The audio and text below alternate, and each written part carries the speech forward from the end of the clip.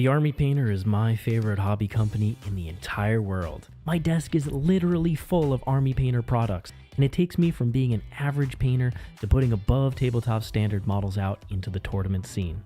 Not only that, but the Army Painter has sponsored more competitive play than any other hobby company in the industry. They allow us to keep doing the things that we do. If you enjoy the Army Painter as much as I do, head over to thearmypainter.com where you can use the discount code ARTOWAR5 to get a discount on your next order.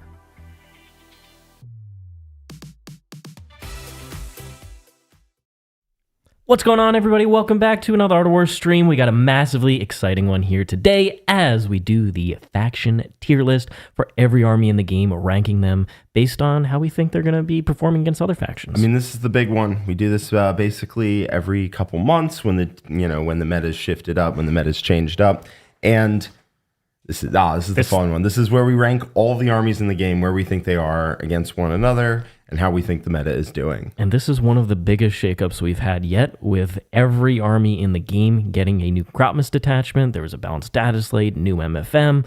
So many changes to the game. It's basically wide open right now, which means it's really ripe for analysis. Absolutely. There's like 30 new detachments dropped on the game, and that is going to shake the meta up somewhat if you double 100%. The size of the game, basically.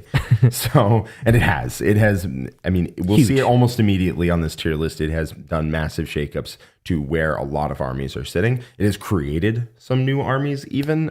New archetypes. Yeah, so I'm super excited to go over this. It's a brand new game, and you can see that people are very excited. Yeah, I'm super excited as well.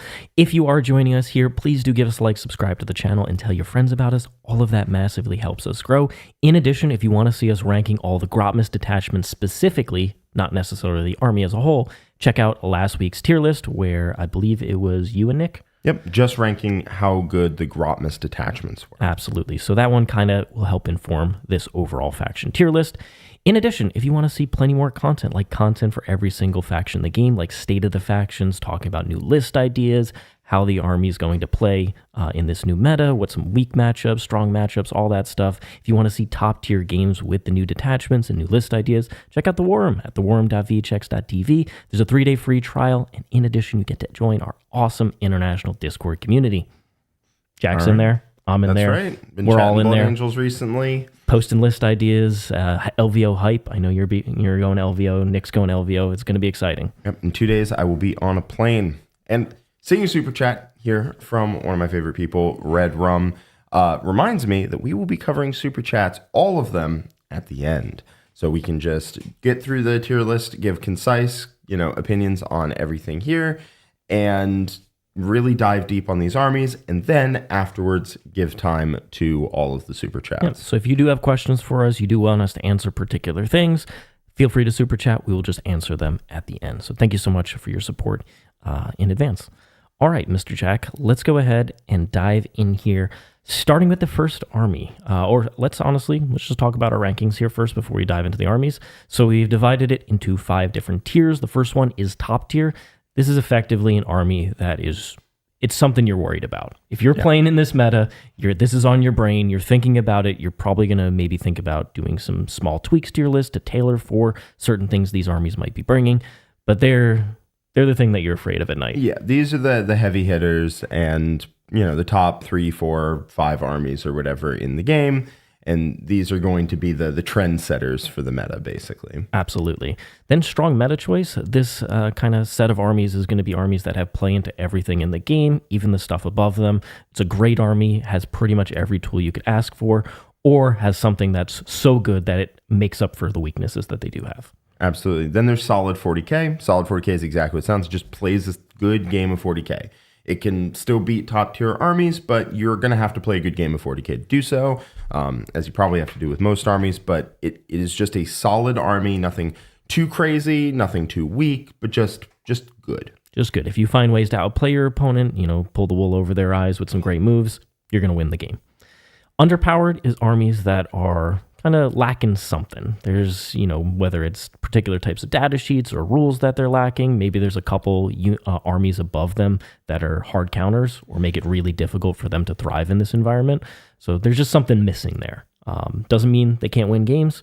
Just means it's going to be harder. Yep, they're going to have to work a little bit harder to do so than some of the people above them.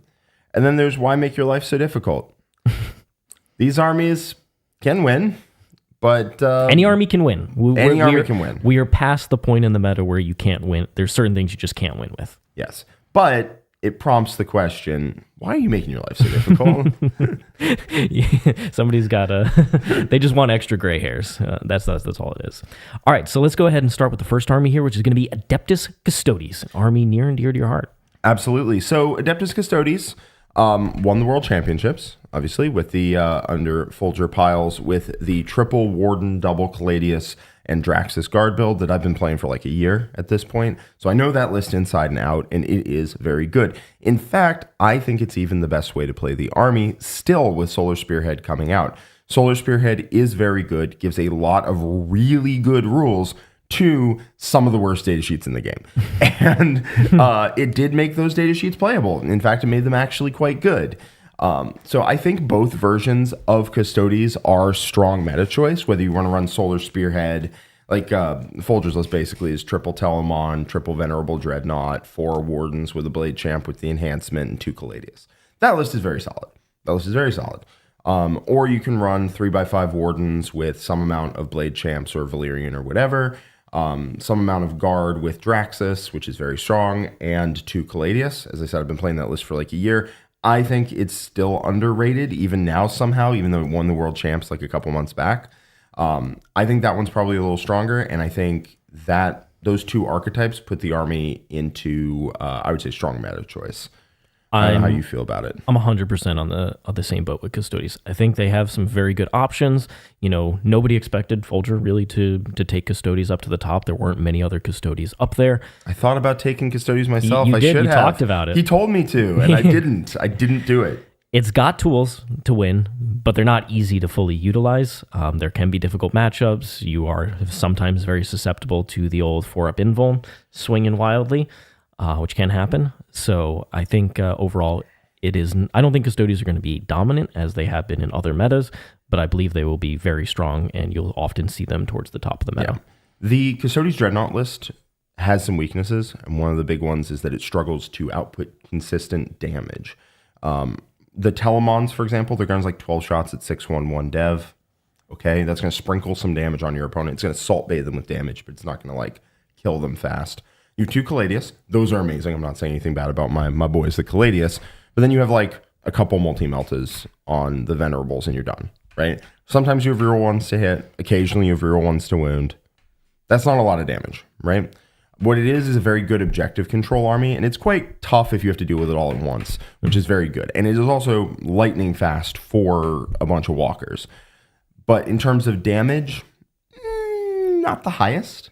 And it can just get like Iron Storm shot off the board, which is definitely an issue. It has to play a very like tradey, run through walls, steal objectives away sort of game into that, which it can do because it can run through walls, but something you have to think about. Absolutely. All right, let's go ahead and put that in the strong meta choice. Cool. Okay, next up, we have an army that's near and dear to my heart, the Adeptus Mechanicus. So, AdMech, ultimately, they got another detachment, the Halo Screed Battleclade, which opens up, a janky playstyle of reactive move and, giving things advance and charge and all sorts of cool stuff.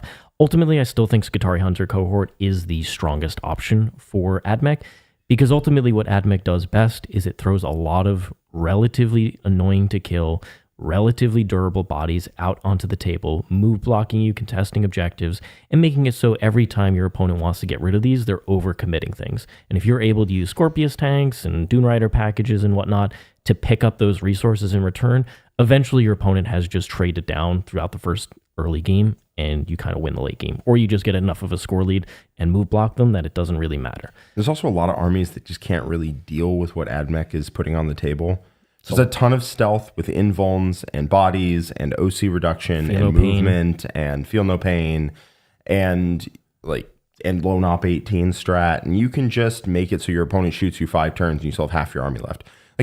every time I go by your table and you're playing AdMech, it's like turn 4 and it looks like you guys are just deployed and you're playing turn 1. You both have all of your army left. I don't understand. And for shooting armies, that's catastrophic. They have to shoot you off objectives. They do. They can't let you get to their objectives, but if they can't kill you fast enough, guess what? You're scoring all the points and they are not. So we've typically ranked AdMech since their June update pretty high. In terms of one of the stronger meta choices. I took them at Worlds, so obviously I believe that they're in a great spot. You did very well with them, too. Yeah, I did end up finishing in the top 8, only losing to Mr. John Lennon's guard. Nasty layout 4 got me. It does sometimes. But I really believe in Hunter Cohort. However, the difficulty of playing the army is immense. I think, in my opinion, it's one of the most difficult armies to play out there because it doesn't play obvious 40k. It plays don't engage them, try and, you're not about damage plays, really. Yeah. And if you go for them, you're going to be disappointed. And there is a level of difficulty an army can be where you are going to make mistakes even if you are one of the best players in the game.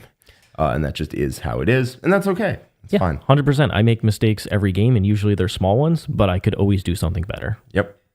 Now, what I will say as an addendum, I think AdMech are one of the best teams armies in the game. I think they're solid, right? As we're about to put them in solid. I get the vibes here.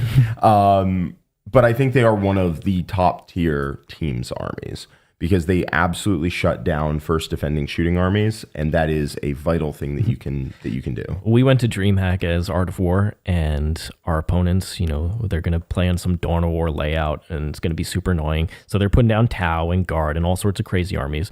And we were like, Nick would be like, you want to go down? 100%. Put me down, baby. Yep, they never pick you. And they never picked me. Oh, they picked me one time. They picked Pro you one Tabletop time, did. Very bad. Quentin and I did a team event with some people around here, and we slapped down AdMech every single time into their first defender. And when they took it, they got 20-0'd. And when they didn't take it, they got force-fed a different pairing. It was so good. So I'm in two minds here. They can be, in the hands of an absolute top player, which is basically how we're ranking this, a strong meta choice, because not a lot of people are prepared. Basically, nobody's really thinking about AdMech. There aren't that many top world-class AdMech players out there. It's just such a hard army to play. No disrespect to people playing AdMech. But at the end of the day, they 100% play solid 40k. So it's really, are they up in strong meta choice in this meta that we're seeing, or solid 40k? What I'll say is I think AdMech do give guard fits, and I think that I played into it in a practice game, and that was one of the harder practice games. It was just like a lot of bodies with OC that I had to make sure that I killed, and I couldn't do it in combat because that's overcommitting. And then if I shoot, it's all stealthy, and it all has invulns. And if I leave anything alive on an objective, boom, you got a 15. Now suddenly I'm playing behind on the scoreboard. Honestly, they're pretty good. All right, let's leave them up here, and then this category is going to also be judging kind of what is up here. And if we don't think they fit quite as well as some of the other armies up there, we can always drop them down. Yeah, we can always put them down. All right, let's go ahead and give them the A. All right, next up, we got Eldar. The Aeldari. I've been playing a bunch of Eldar lately. I've over the last 6 months, right? I played them to several events, and done well with them. They definitely have some issues, but if you can make that army, if you can do the perfect symphony of exactly what that army wants to do, then it can do some pretty gross stuff even now. Phantasm is really stupid. Fire and Fade is very good. The Avatar with -1 to wound is still just as unkillable as he was before. And Wraithguard are still pretty good. So it has some tools. But what I will say is that you have to not mess up. If you lose a resource, it's not like you have more of them. Like AdMech, easy army to mess up with. But if you do, you lose some Rangers and you move on with your life. Well, you have tools for that. You have the native defense, so it requires some sort of overcommitment. 5 aspect warriors just gone. That not even a question. The AdMech, Sky Stalkers or something, not guaranteed. Eldar don't have that safety net. No, they do not. And you can run the triple brick style that Quentin and I have talked about in videos, and it will work well. But what I will say, I never ran into the situation where I messed up, lost a bunch of extra units, and got rolled. but it is there. It can happen. And with that, it's definitely not going in strong meta choice. It also plays a very control-heavy game where if you're getting outscored from like 24 inches away, there's little that you can do about it, which is kind of annoying. So I'm not really sure where to put this because, like, I think it goes in underpowered, but I still believe that I can do really good things with the army. But it has tools. Probably should go in underpowered. I don't know. What are you thinking? So Eldar's tricky because, like you said, they do have some core good rules. Fate Dice Mechanic is strong. They have access to a variety of mobility shenanigans. Fire and Fade access is awesome. They have some very good damage dealers, and they have good trash pieces. But I've basically found that their ability to hold objectives is their big weakness. If your opponent has a way to attack their expansion turn after turn, there's just not a lot that Eldar can do about it.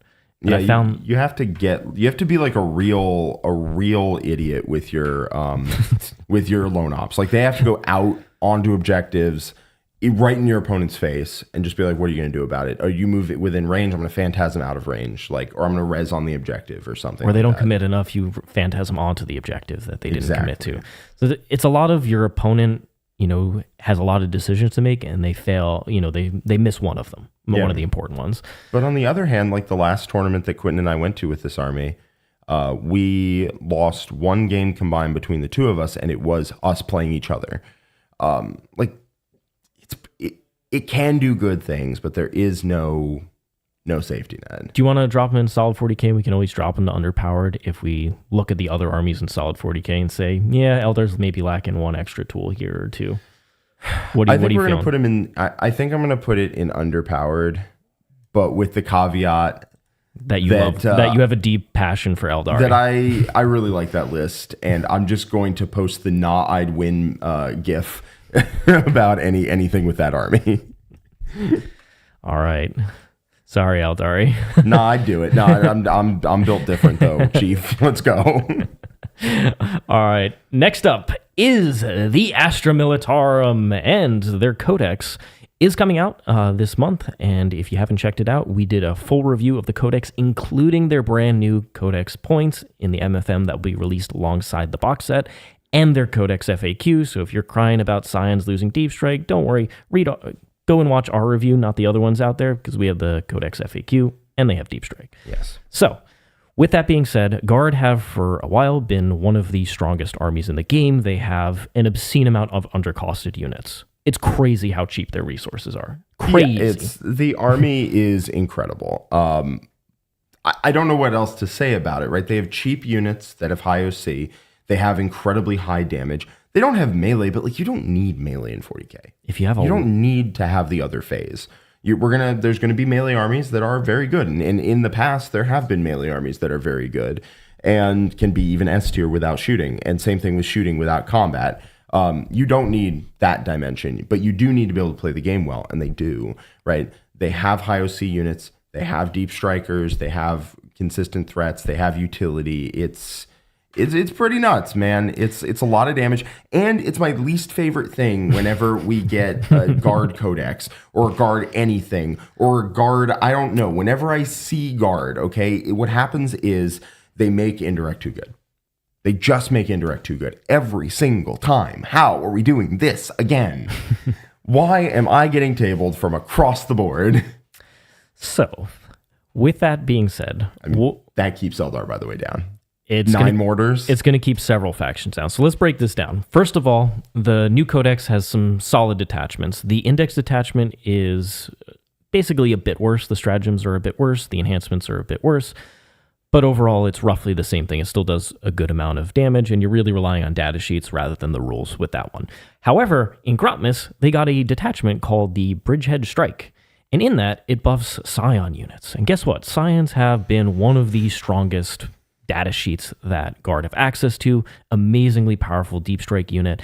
And with the codex, Scions are switching from reroll full hit rolls to rerolling wound rolls. This matters because the the Bridgehead detachment gives you reroll 1s, and you can very easily get within 6 inches of enemy units with it from deep strike, or you pop out of a transport. And so with the army being able to access +1 to wound, pluses to AP, stacking AP bonuses, ignores cover is very easy to get for the army as well. You can do ludicrous amounts of damage with these Scion units. They're one of the killiest units in the game. But it's not even just their raw damage, it's also their utility. The fact they can up down units over and over and over again, and they can drop 6 away, and they have a ludicrous source of free strats in Creed. Creed gives you a free strat a turn. It is gross. I thought it was free strat a battle round because I just mentally filled that in, but no, it's per turn. And then you just go up and down and up and down and up and down and up and down. And as soon as your opponent gives you a little bit of an angle on a thing, Scions show up 6 inches away with 3 plasma guns, 3 melta guns, first rank fire, second rank fire, +1 to hit, full rerolls to hit, full rerolls to win, +1 to wound, full rerolls to wound, some combination of those buffs. And then they Jack just listed every buff. Dude, my unit dies. What do you want me to say? I don't know how it got there. It's just dead now, okay? And then my unit is over on the sideboard now, and I'm sad. So you're going to be backed up by Rogaldorn Tank Commanders, which are a new data sheet in the Codex. They're fantastic. You can still take Tank Commanders, but they're a bit worse than they are right now, so you're probably going to switch those Rogaldorns. Don't worry, they're more durable and have like a billion guns, so don't worry about that.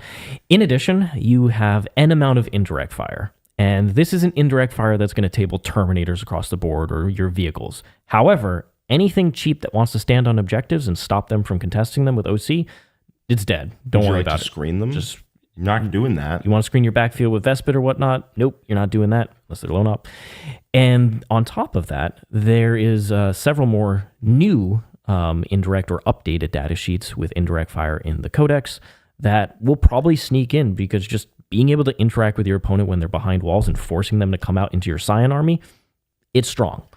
Yeah, Guard have the option, if they want, to include an indirect package that is like a bunch of the new Deathcore indirect that's strength 12, damage 3, and a bunch of mortars, and sweep any like cultists or guardsmen or aspect warriors or whatever off the board.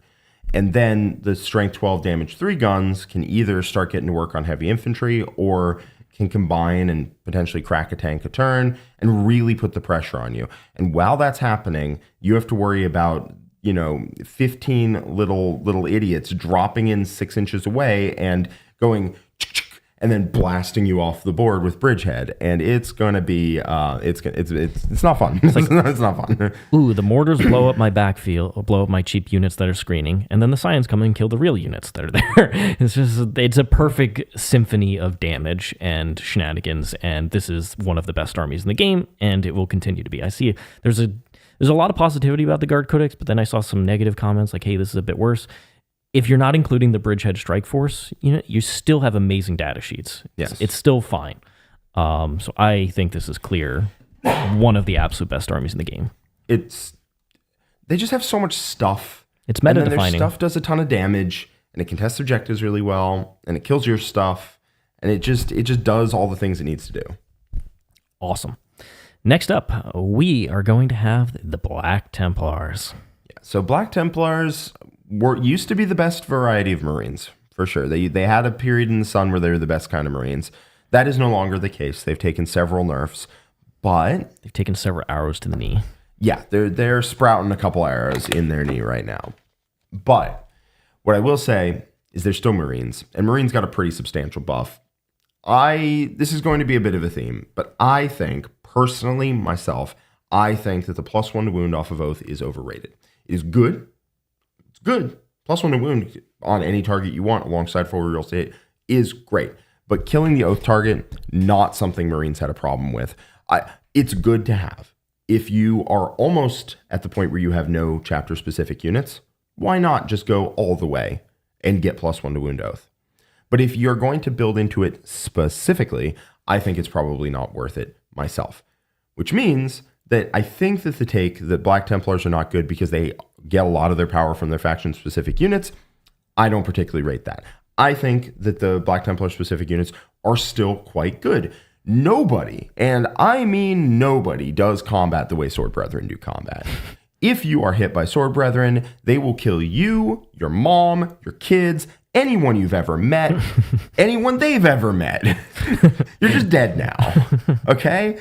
And that is pretty massive, first off. Second off, you can lean into durability Marines in a great way that only really Dark Angels can also do. In Righteous Crusaders, if you want to do that. I think that the Gladius still has a lot of play because the 5-man Sword Brethren units with a character do a ton of damage still. Yep. That being said, they get a lot of their power based off of being generic Marines. And then they have really good combat units on top of that. I don't think that lifts them out of solid 40k. Yeah, I think they ultimately, they're a solid army. They don't do, their combat is some of the best in the game, but that's not enough to take you all the way up. No. They can still have problems. And I think one of the biggest downsides of Black Templar is what you had mentioned previously, which is that because there's so many other good Marine options out there, there's only so many Black Templars players. And if another Marine chapter is easier to play or has some sort of broken tool, which we're going to see, Marine players are very comfortable saying, okay, these Black Templars are now Ultramarines or whatnot. Yeah. So I think they are solid. I don't think that, they can punch up into anything, and they don't have any like severe weaknesses, I would say. They just play fine 40k. Yeah, I mean, basically people have like moved on and forgotten about Black Templars to a certain extent. I don't think that's fair. I think those people just haven't been hit by Sword Brethren in a hot moment. Because damn, they hit. Listen, man, I don't want to kill those people, but that's Sword Brethren for you. That's not me. Okay. And I do believe Righteous Crusaders has got some sauce to it. You have a lot of vehicles that are good and have a high toughness and a 2-up save, which really want that 6-up feel no pain. And you can still make a couple of very durable units in Righteous Crusaders, whether that's Grimaldus in a 10-man Sword Brethren, whether that's Tannhauser's Bones on Helbrecht's unit, the Helbrecht, or whether that's Tannhauser's Bones in a unit of Assault Terminators. All pretty good units.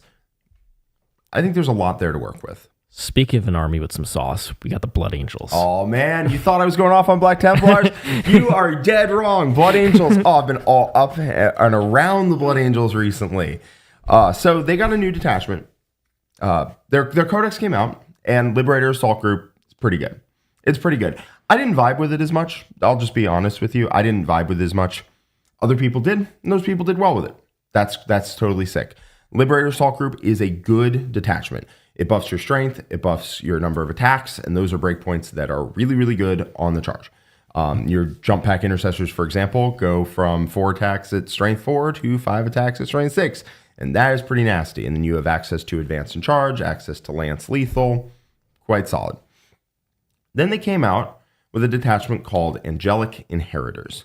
And at first, I, and basically everyone else who saw it issued a resounding meh. I was hyped on it. Yeah, sure. But like first time I read it, I was like, whatever. It's not Liberator. Like everyone had the same reaction, which was, yeah, it seems decent, but you need that +2 strength, +1 attack too much. So you can't do it. You can't go over to Angelic Inheritors. Anyway, list lock for LVO was yesterday, and you'll never guess what I submitted. Actually, you would. I've told you. But it's Angelic Inheritors Blood Angels. That list is so much better than I thought it was at the first read through. Like I started to write a list for it. I was like, okay, this is pretty good. And then I started to go more in depth and coming up with like more combos. I was like, oh, okay, this is pretty good. And then I put it on the table, and by about the 6th or 7th unit in a turn that was full re-rolling to hit and wound almost, right? Rerolling ones to hit and wound a lot of the time is enough. By the time I was getting to like the 6th, 7th, 8th unit in a turn that was re-rolling like hits and wounds of 1, Quentin was asking me to stop. Like he was just like, please, this is too much. Yeah, I don't know. Honestly, my thought here is that Angelic Inheritors, in my mind, is better than Liberator Assault Group. I just think it is.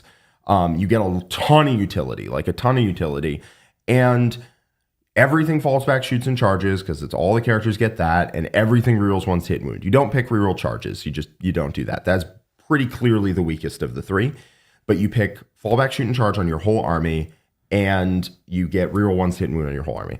And you know what? That's your character units, right? Yeah, it's character units, but you have several of those. You know what?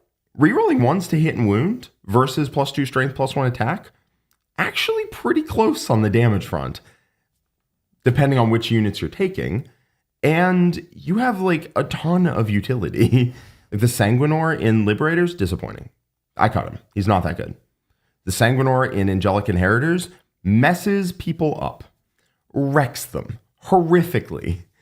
And there's just a lot of that, right? There's a Las Cannon Devastator unit that is complete garbage for the rest of the game. Horrible. Really good in Angelic Inheritors. What are we doing? So I very much like the army. It has a ton of utility. It has surprisingly good damage. You get a bunch of units in there. There's really nothing to not like. I've played like 18 games with the army. It's super fun. And I think I've lost one of them in practice. So it just always feels like it has the tools to play the game. Always. Like I never felt like I was out of tools to play the game. And it does pretty good damage. I think one of the things that can be undervalued immediately is the second buff that you pick, which is the fallback and do stuff. Yep. And the thing is with Blood Angel units is you often have a random character who survives, or you have one guy plus the character. And all of a sudden, those units, which were pretty useless in the other dispatches, just not really doing much, now they're actually still killy and they're doing whatever they want. Yep. Typically, my go turn looks like I shoot you with like 4 or 5 units, then I charge you with like 4 units, and then you hit me back, and like, oh, there's Dante on 3 wounds, and there's a captain and a guy, and there's a captain. Yep. Oh, they all fall back into your backfield and start cleaning house. Yep. It's nasty. So how you feeling? Is this top tier, strong meta choice? It's definitely up there. What do you I don't want to call it top tier before I take it to LVO. That feels that feels a bit greedy. So what I'm going to do is I'm going to leave it up to you. You've played into it, or you've seen it played a couple times. Yeah. I've gone over the list a lot with you. So you pick. It's definitely not in solid 40K. It's definitely at least a strong meta choice. Where do you think it is in your heart of hearts? So we saw Innis this past weekend, not with Angelic Inheritors, but with the Liberator Soul Group generic Marines to get the +1 to wound. Yes. Get to the finals. I do want to talk about that for a little bit. Yeah, go ahead. Go ahead. That list is pretty cool as well. That was not on my radar at all. Innis is trying to abuse in like a non-judgmental way, the +1 to wound by not taking any specific Blood Angel units, just taking a lot of like MSU nonsense units that all get the Liberator Assault Group buff that hit hard. And then he has like Desolators and Vindicators, and then they get the +1 to wound, and he gets +1 to wound in combat because he's Lance. It's a really cool list. It's really, really cool. And he got into the semifinals. He placed second, I believe. So he went to the finals. He got in the finals. Yep. And he unfortunately lost to a different army. Narrow game. Very narrow type game. Very narrow game. I expect him to be playing something very similar to LVO, and I would be lying if I said I hadn't been thinking deeply about what our matchup would look like. But I personally think Angelic Inheritors is the sauce. I think it is very, very good. So, in my opinion, I think when an army has 2 or even possibly a third, like a normal Liberator Soul Group Blood Angels army, has possibly 3, very strong top tier builds. Yep. That's where I think it's better than strong meta choice. I think it is potentially top tier. All right. I feel really those rules in Angelic Inheritors are crazy good. You get so many You ridiculous always have buffs. random characters left. That is crazy. You are so punished heavily for not actually finishing them off now. My game against Quentin, he charged a unit of Sanguinary Guard, didn't kill it because I armor contempted, -1 to hit, -1 to wound. Dante lived, fell back, reroll 1s to hit and wound, and just swept his home objective clean. And then he went back to go deal with him. And Dante killed that too, because Dante's a bastard, dude. Dante's the man. Like, a bunch of little characters lived in that game, fell back, and just started sweeping sections of the board because their reliability is so high.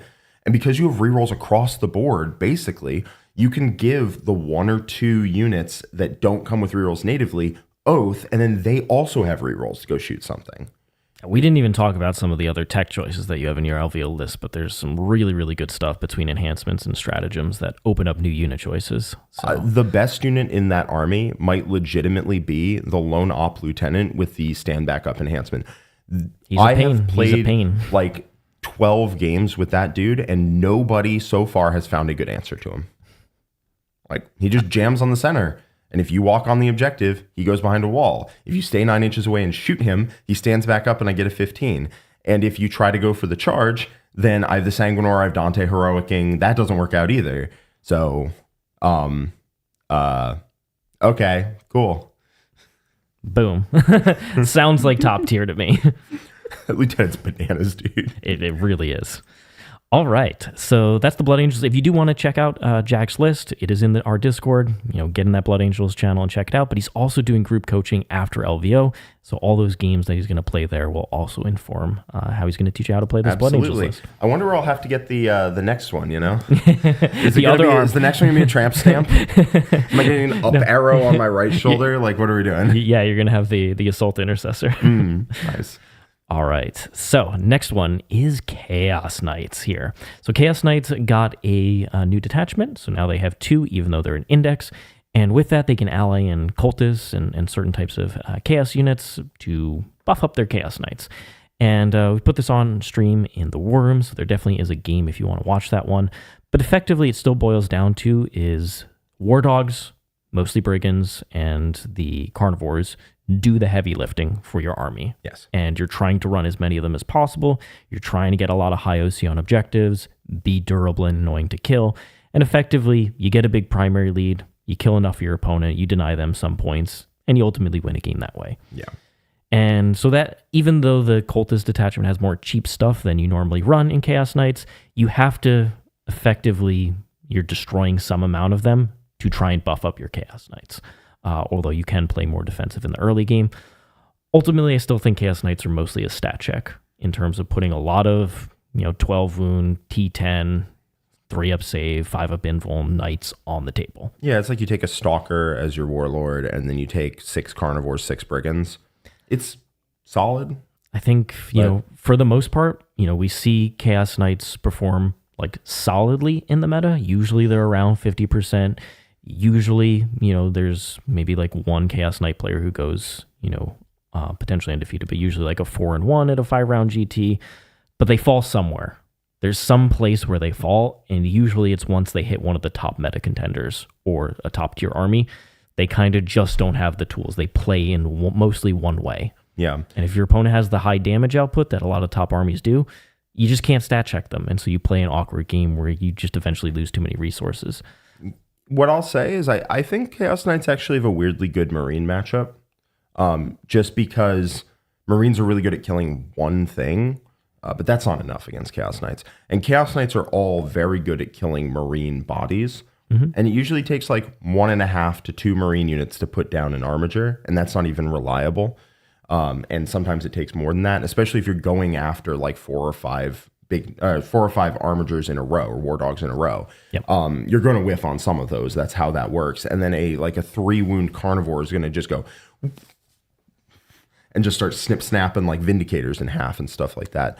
So I'll honestly say that Marines, because of how good they are at focusing damage on specific targets, can definitely, murder the first one, kill the second one. Cool. Well, we used our Lance in combat and we used our Oath. All right, the rest of my army is going to combine and pick off a third one, and then you just get run over by a tide of War Dogs. And also, every time you get chipped, they're scoring 1 billion points on primary because they're all OC8, but as soon as you lose a wound on a guy, you're taking battle shock checks at -1. And so it's just a storm of battle shock checks. So while the fight is happening, they're winning on primary. So I think that they're weirdly decent matchup into Marines. That does not mean that I want them to go any higher than they should go, but I just thought I'd mention it. I think two of their bigger, so besides the stat check and having a lot of relatively durable bodies, Knights of Shade in the Index detachment, being able to go through walls is hugely impactful. Yes. Because it means screening the Knights is significantly more difficult than otherwise. And then on top of that, they have a lot of indirect fire. Not amazing indirect fire, but the type of indirect fire that will chip through 5 Aeldari Aspect Warriors or, 10 garbage dudes over time. And so in a meta where you start seeing more T3 bodies, like a Guardless with like a bunch of mortars in their backfields, the Chaos Knight don't care about that for their defensive profile, and they can actually go open up their backfield by killing those units. Yes. So there are sometimes metas where that is extra valuable. I think ultimately they end up playing solid 40k. They try and hold down primary. They try and push you back with their Carnivores. and ultimately make it a scoring game. Yep. Sometimes if you play Chaos Knights, you will lose games, and there was not much you could have done about it. I mean, it won't be your fault that you lost that game. There are always things you can do better in every game of 40K. If you ever play a game of 40K and say, wow, I played that perfectly, there was nothing I could have done better, likely you're wrong, because that's not the case for us.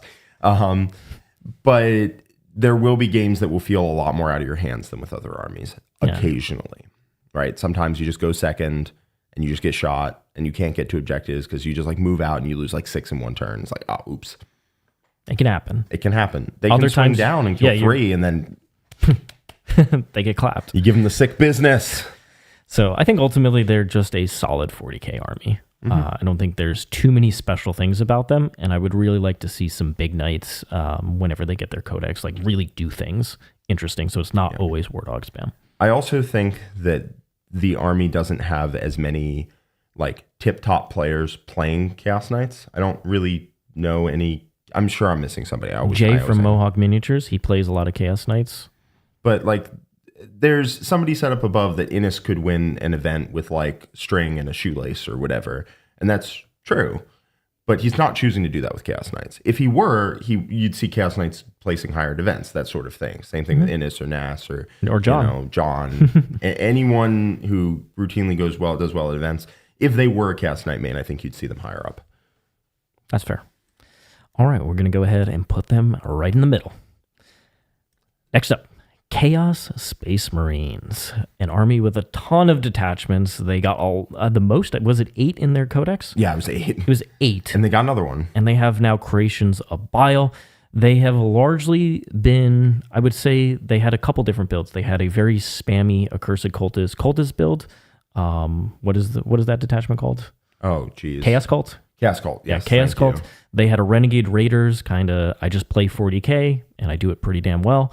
Liam VSL was doing well with, I want to actually be Marines, guys, please. Veterans the Long War with their that's oath. What it's actually called, yeah. And then the Creations of Bile has really come into its own with, obviously existing in the last month.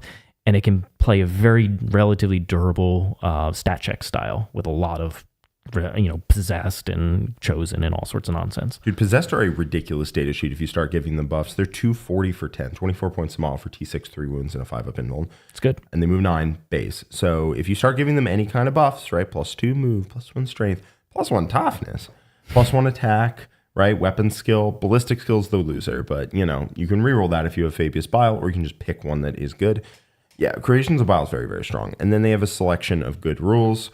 You can include a variety of dirt cheap combat units that it basically feels like Blood Angels, except you also have like 20 to 30 possessed. And possessed are really good for their points cost, right? Like 120 for 5, toughness 6 bodies with it's like buying 3 heavy intercessors with an invuln, and they move 9 and they punch. And they punch hard. They punch hard because they get dev wounds once a game. And you can give them rerolls. So against characters. So you just go in and start slapping. They're pretty good. They're pretty damn good. I'm not going to say they're like broken or anything. It's going to be a fun game if I play against Creations of Bile. I'll tell you that. Like that's going to be a good game. But man, they're pretty good. I think they belong in strong meta choice. Do you think it's mostly on the back of the Creations of Bile, or do you still think there's a lot of play to Renegade Raiders or some of the other detachments out there? Without Creations of Bile, I would probably rank them as solid 40K. But Creations of Bile really honestly exposes the fact that 5 possessed are crazily undercosted, or realistically 10 possessed. Yeah, I think we're seeing a lot of 20 possessed and then a bunch of chosen legionaries and then some amount of like transports and character support. Yeah. And that can be a lot to deal with all at once. For sure. Especially when they get the right buffs. +1 toughness is very annoying. Yep. Toughness 7, 30 possessed for 720 points at toughness 7. You can still bring shooting. They have Vindicators. Space Marines love their Vindicators. Chaos Space Marines can also bring Vindicators, although they don't have the Hunter Killer Missile. Haha, you left those at home. You already shot those back in the Heresy. They can bring Obliterators if they want access to once per game indirect fire. They can bring Havocs. They have a variety of options to bring guns if you really want to. Yep. Or they can ally in certain units. And the basic Marines in that army are really good. Like Bile plus a squad of Chosen is toughness 6. if you get the toughness buff, right? Because they go to toughness 5 and then they go to toughness 6, you get the toughness buff. And you can blank a damage, and they're not that expensive, and they advance in charge. And you can get legionaries who do the same, who, are just super cheap. I think they're 90 for 5, and they reroll wounds, and you can attach a Chaos Lord to them that hits really, really hard. So it's a critical mass of good melee profiles on foot that all benefit from the Bile Detachment rule and all benefit from their stratagems. And so you hit a critical mass like World Leaders do, actually. World Leaders hit a critical mass of combat units to where mono combat, viable. Because they can bleed a 5-man onto an objective every single turn. Clear it, take it, force a scoring lead. And then your opponent has to come to you. And if you're going to a combat army, you're having a bad time. Yep. So I think they play in the meta really well, and they have some excellent tools. So we're going to go ahead and pop them on up into here, and we'll rearrange them at the end, so the order doesn't matter right now. Yeah, the order is not that impactful right now. Boom. Strong meta choice for the Chaos Space Marines.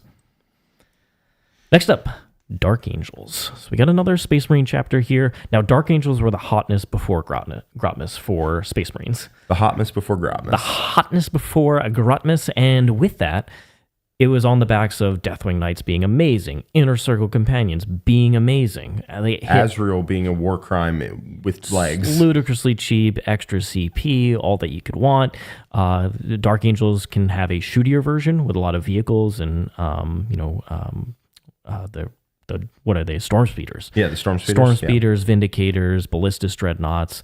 So Dark Angels have a wide variety of units that they are going to use, not in their own detachments typically, although we did see that at Worlds a little bit, but usually in Gladius, which was the most popular, and potentially in like a Stormlance, which we saw a decent amount as well. The Gladius remains pretty cranked, honestly. It's a pretty good detachment. Dark Angels have a new option now, which is the Librarius Conclave. And they have some pretty cool combos with Terminator Librarians inside Deathwing Knight units. Oh. And John has mentioned this a few times. We haven't gotten on stream yet, but is one of the things we definitely want to get. Dark Angels will have a game coming soon. So they have a new option. And Deathwing Knights doing nasty things in that detachment, pretty good. But overall, Gladius is probably just the all-around, I can do whatever I need to. Yep. And I personally believe that Dark Angels are still an excellent choice. Deathwing Knights are still very annoying to deal with. Armor Contempt got a bit of a nerf, but you still really weren't spamming that all the time anyway. Their units are quite crazy. Inner Circle Companions with a Judiciar, man, that unit just hits. It carves you apart. Azrael is also a stupid character. Gives you an extra CP, gives his unit sustain, gives his unit a 4-up invuln. What does he cook you breakfast? Does he do your taxes? Like, what is this? He might. He has it in him. Yeah, and then Deathwing Knights are just a really solid core to, especially like a 2-up armor spam style list, right? Type of list. And that's just really good. It's better, honestly, to have access to Deathwing Knights and Azrael and Inner Circle Companions than it is to have that +1 to wound. Straight up. Yep. So I think, Dark Angels are an army you take for their data sheets, not for their detachments. Blood Angels you can do for either. So that means Blood Angels, you can build a Liberator Assault group list that gets the power of the Liberators, which is a good detachment, and then gets the power of the +1 to wound, which is a solid buff. Dark Angels don't do that. Their detachments are not going to draw you in unless you're taking their data sheets. So you're not getting that +1 to wound, but in exchange, you're just good. So that's fine. I think that's okay. I would probably put them in strong meta choice. I can't see them absolutely up there for sure. I cannot see them being below I think with Librarius Conclave being underexplored for them, this has potential to be higher. But the Gladius Dark Angels list is just one of the strongest archetypes out there. I need to take a look at Librarius Conclave. I have not really been messing around with it too much, and I probably should. And if you say, hey, well, the Eradicator unit was nerfed, 100% it was. You just drop the Eradicator unit and all those points you spent on maybe a Repulsor or whatever you were doing, and you just add in Vindicators. Yep. Super strong. Yeah. Or Ballistas Dreadnoughts. You can add some sort of firepower, and it's more long range than the Eradicators were. They did remove the Eradicators from the game. They kept Fire Discipline at 40 points, and they made it so you get sustained hits, and you also reroll your advances. No more crit. The crit was the nasty part. That's the nasty part. So the Eradicators can just become Vindicators, and it's still very strong. And some armies were already doing that. They had already dropped the Eradicators beforehand. Yeah. So I think Dark Angels are in a great spot, and we're going to go ahead and put them in A tier. Strong meta choice. All right. Death Guard. One of the biggest like spoiler armies out there is Death Guard. Death Guard is not going to be, spoiler alert, super high on this tier list. It's going to be probably like its power level is like fine. It's like solid. I think it's going to probably end up in solid. But it can just absolutely ruin the day of armies wildly better than it. If you are like Creations of Bile, for example, yeah, that's a tough time, brother. I'm sorry, you're going to lose. Gosh, Deathwing Knights get bullied across the table by Death Shrouds. It is so bad. There's a game in the War Room with that exact matchup. Yep. So let's explain here. So first of all, you have Mortarion, who is relatively cheap for the durability you get, but even better than that is he's an Aura of Ignore mods. Mm-hmm. And a second Aura. He gets an Aura of Ignore mods all the time, then he picks one from 3. And guess what? The game is literally chock full of mods. That is always useful to have. In addition to that, they have the Death Shroud datasheet, Death Shroud Terminators, and these guys are pretty darn cheap for what you get. 220. T6 Terminators, 6. They're -1 to wound if you have a character inside. Yep, and strength greater. And on top of that, they can be stealth in their index detachment, so you can have minus to hit. On top of that, you can go ahead and have -1 damage. If you put the Terminator Sorcerer in there, you can be -1 damage, and then they have a strat for -1 damage. And those two would stack. If you go into damage 3, you can make that damage 1 into these Terminators. Yes, you can make them very tough in a number of ways. One, you can make them an aura of -1 weapon skill, ballistic skill, and then extend that aura, and then basically This is with make the index detachment. Yeah, with the index detachment. You can basically make it so that your opponent has to play in that aura if they want to play the game. Evading that aura at a certain point in the game is just too hard. And then people's damage drop off pretty substantially if you're -1 ballistic skill, -1 weapon skill, and -1 to hit, which they can stack.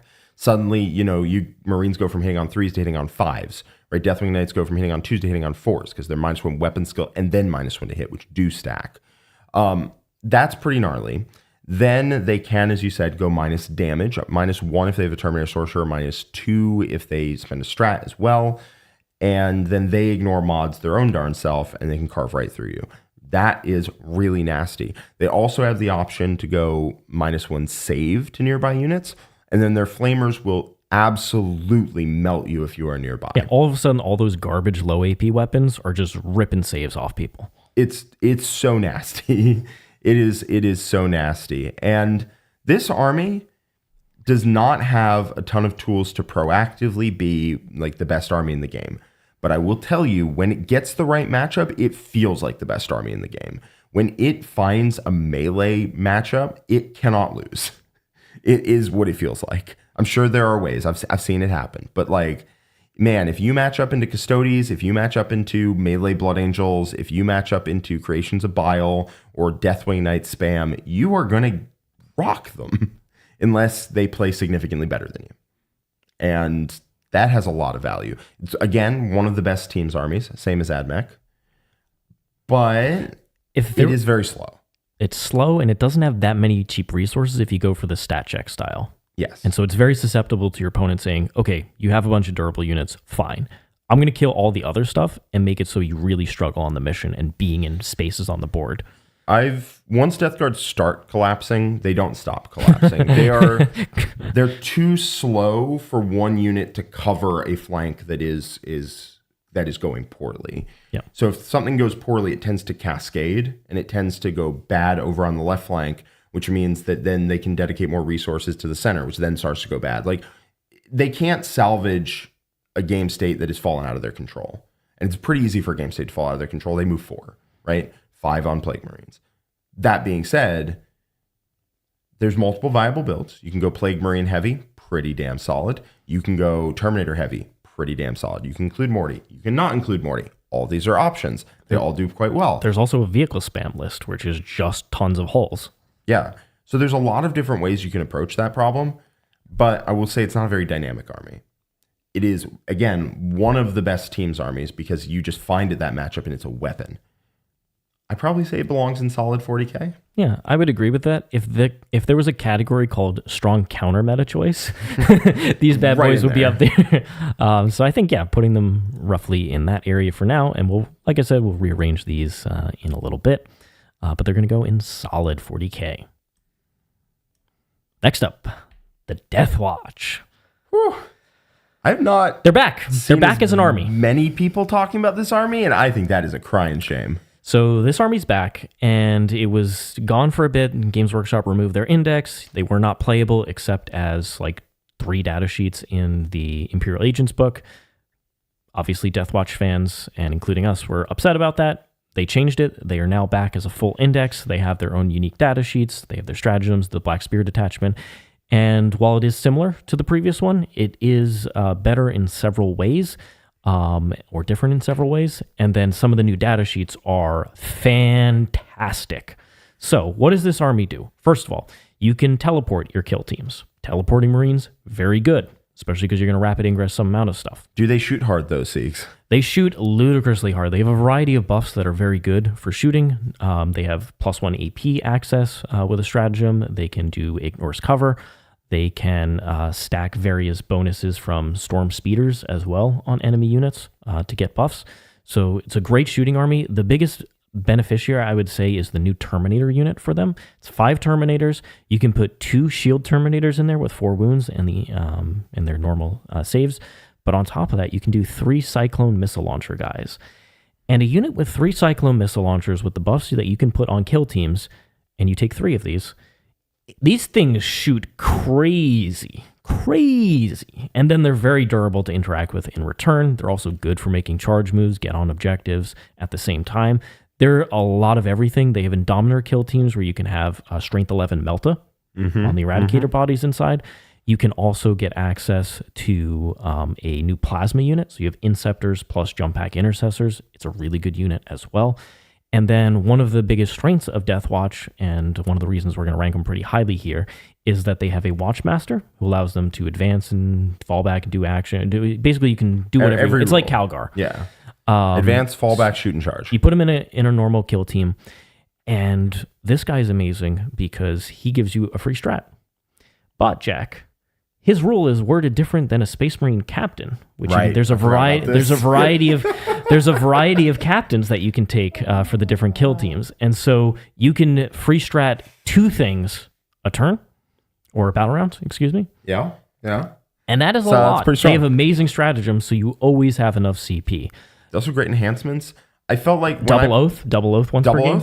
When I played into Deathwatch, and I felt like my opponent was just making up what Thief of Secrets stats were. This was like his OC, right? This was his fanfic about what Thief of Secrets man was doing. He's like, yeah, I'm winning you on this, and it's damage like 4 now, and it's AP like 4, and I'm like, I don't know what's happening to me right now. In the game that we have in the war room with the new Deathwatch, there was a moment where it was, I believe, like 1 or 2 guys with the Thief of Secrets Watchmaster, and they were in combat. So he falls back, he can fall back and do stuff. I overwatch with the Dread Knight that has full rerolls, because I'm like, if I kill the 2 guys, he's no longer a leading unit, so he can no longer fall back and do things. It's just to take him out of the game. I leave the last kill team model on 1 wound. That guy falls back with Thief of Secrets and rips up a whole nother unit. I'm like, Thief of Secrets is insane. Damn. All I know is it makes his profile ridiculous, because I was just like, dude, just tell me what he does. And he's like, yeah, it takes like 7 AP, 4 damage, 4. I'm like, it's plus strength, AP, and damage, I believe. And then if you kill a second one, if you kill something. If you kill a unit. Spoiler, you're going to. So if you haven't played against this, you might undervalue it because there's a lot of good Marine options. But I frankly, out of the games that I played against Grotmus things, I have felt that this is one of the absolute strongest armies I've played against. I think if I weren't playing Blood Angels to LVO, I would have played several practice games with Deathwatch and considered it, if not just taken it. It is very good. Teleporting shooting on tough bodies is ridiculous. It's just ridiculous. Really Their good. Profiles sound made up. Why are your heavy bolters 723? What is that? Why is your heavy bolter so much better? It's Deathwatch. It's a special issue. Yeah. It's crazy. Like, that army teleports and shoots very hard. Very hard. And it is not fragile. Now, a bunch of Gravis Marines and Terminators. They're teleporting and shooting you in the face. Most of the best buffs interact with kill team only, but don't worry, that's a lot of their best data sheets, and the Marine data sheets that you do ally in don't need those buffs. They're there to support the kill team stuff, like the Storm Speeders. Yep. I have also heard tell of a Librarius Conclave list that does quite well with this. I think there's a couple options that can be explored, not just the Black Spear. So if you haven't tested it out, definitely get this on the table. It's going to require a decent amount of hobby work. Certainly we have some hobby work because a lot of the units didn't exist before. And I think it's really, really strong. So we're going to put them in top tier here. For sure. I mean, dude, they felt bad. They felt bad. They took it away and they're like, don't worry about it. Here you go, Chief. Yeah, they do the bad touch. All right, we've got Drukhari next, an army that has been divisive in the past. I believe the last time that Jack and I ranked Drukhari, the Drukhari community was up in arms, and they proceeded to receive, out of all the armies that I play, and yes, I do play Drukhari for Art of War, they are the most nerfed army that I play, by far. My list from the summer has gone up, I don't know, like close to 200 points in multiple updates. I don't think that's fair. No, it's not. I mean, we were basically proven immediately, right? Because the Drukhari hasn't put up good results, man. They just haven't. Like Skari has overperformed, and other than that, that's kind of it. You know, they just weren't that good. People got mad at us that we said that, and then they got nerfed. And then we were trying to stop it. We were trying. We wanted them to be buffed. Why were we the villains? I don't know. But as somebody who has played quite a few reps with the Drukhari, they just lack fundamental tools. And that is, they don't have great volume of fire. They have a decent amount of combat units that have good amount of attacks, but they don't have anything that's just, okay, marine bodies out in the open, boom, this is just dead. They can have a lot of dark lances or heat lances or whatever, but they can be, they're not high volume into those type of targets. So they kind of lack certain profiles. They have a couple fight first options, but the durability of the army, even their vehicles, is ludicrously low. It's to the point where normal weapons from other armies just kill your vehicles. That's not a great place to be. No. In addition to that, they have a very crippling weakness to indirect fire because Scourges, in my opinion, are still one of our best anti-tank units. Yeah, and 3 units of mortars, they're all dead. And guard players are just running 150 points of 9 mortars and potentially other artillery. There's armies like Chaos Knights that randomly have it in there. You just can walk into a tough matchup with this and not really be able to play the game that you want to.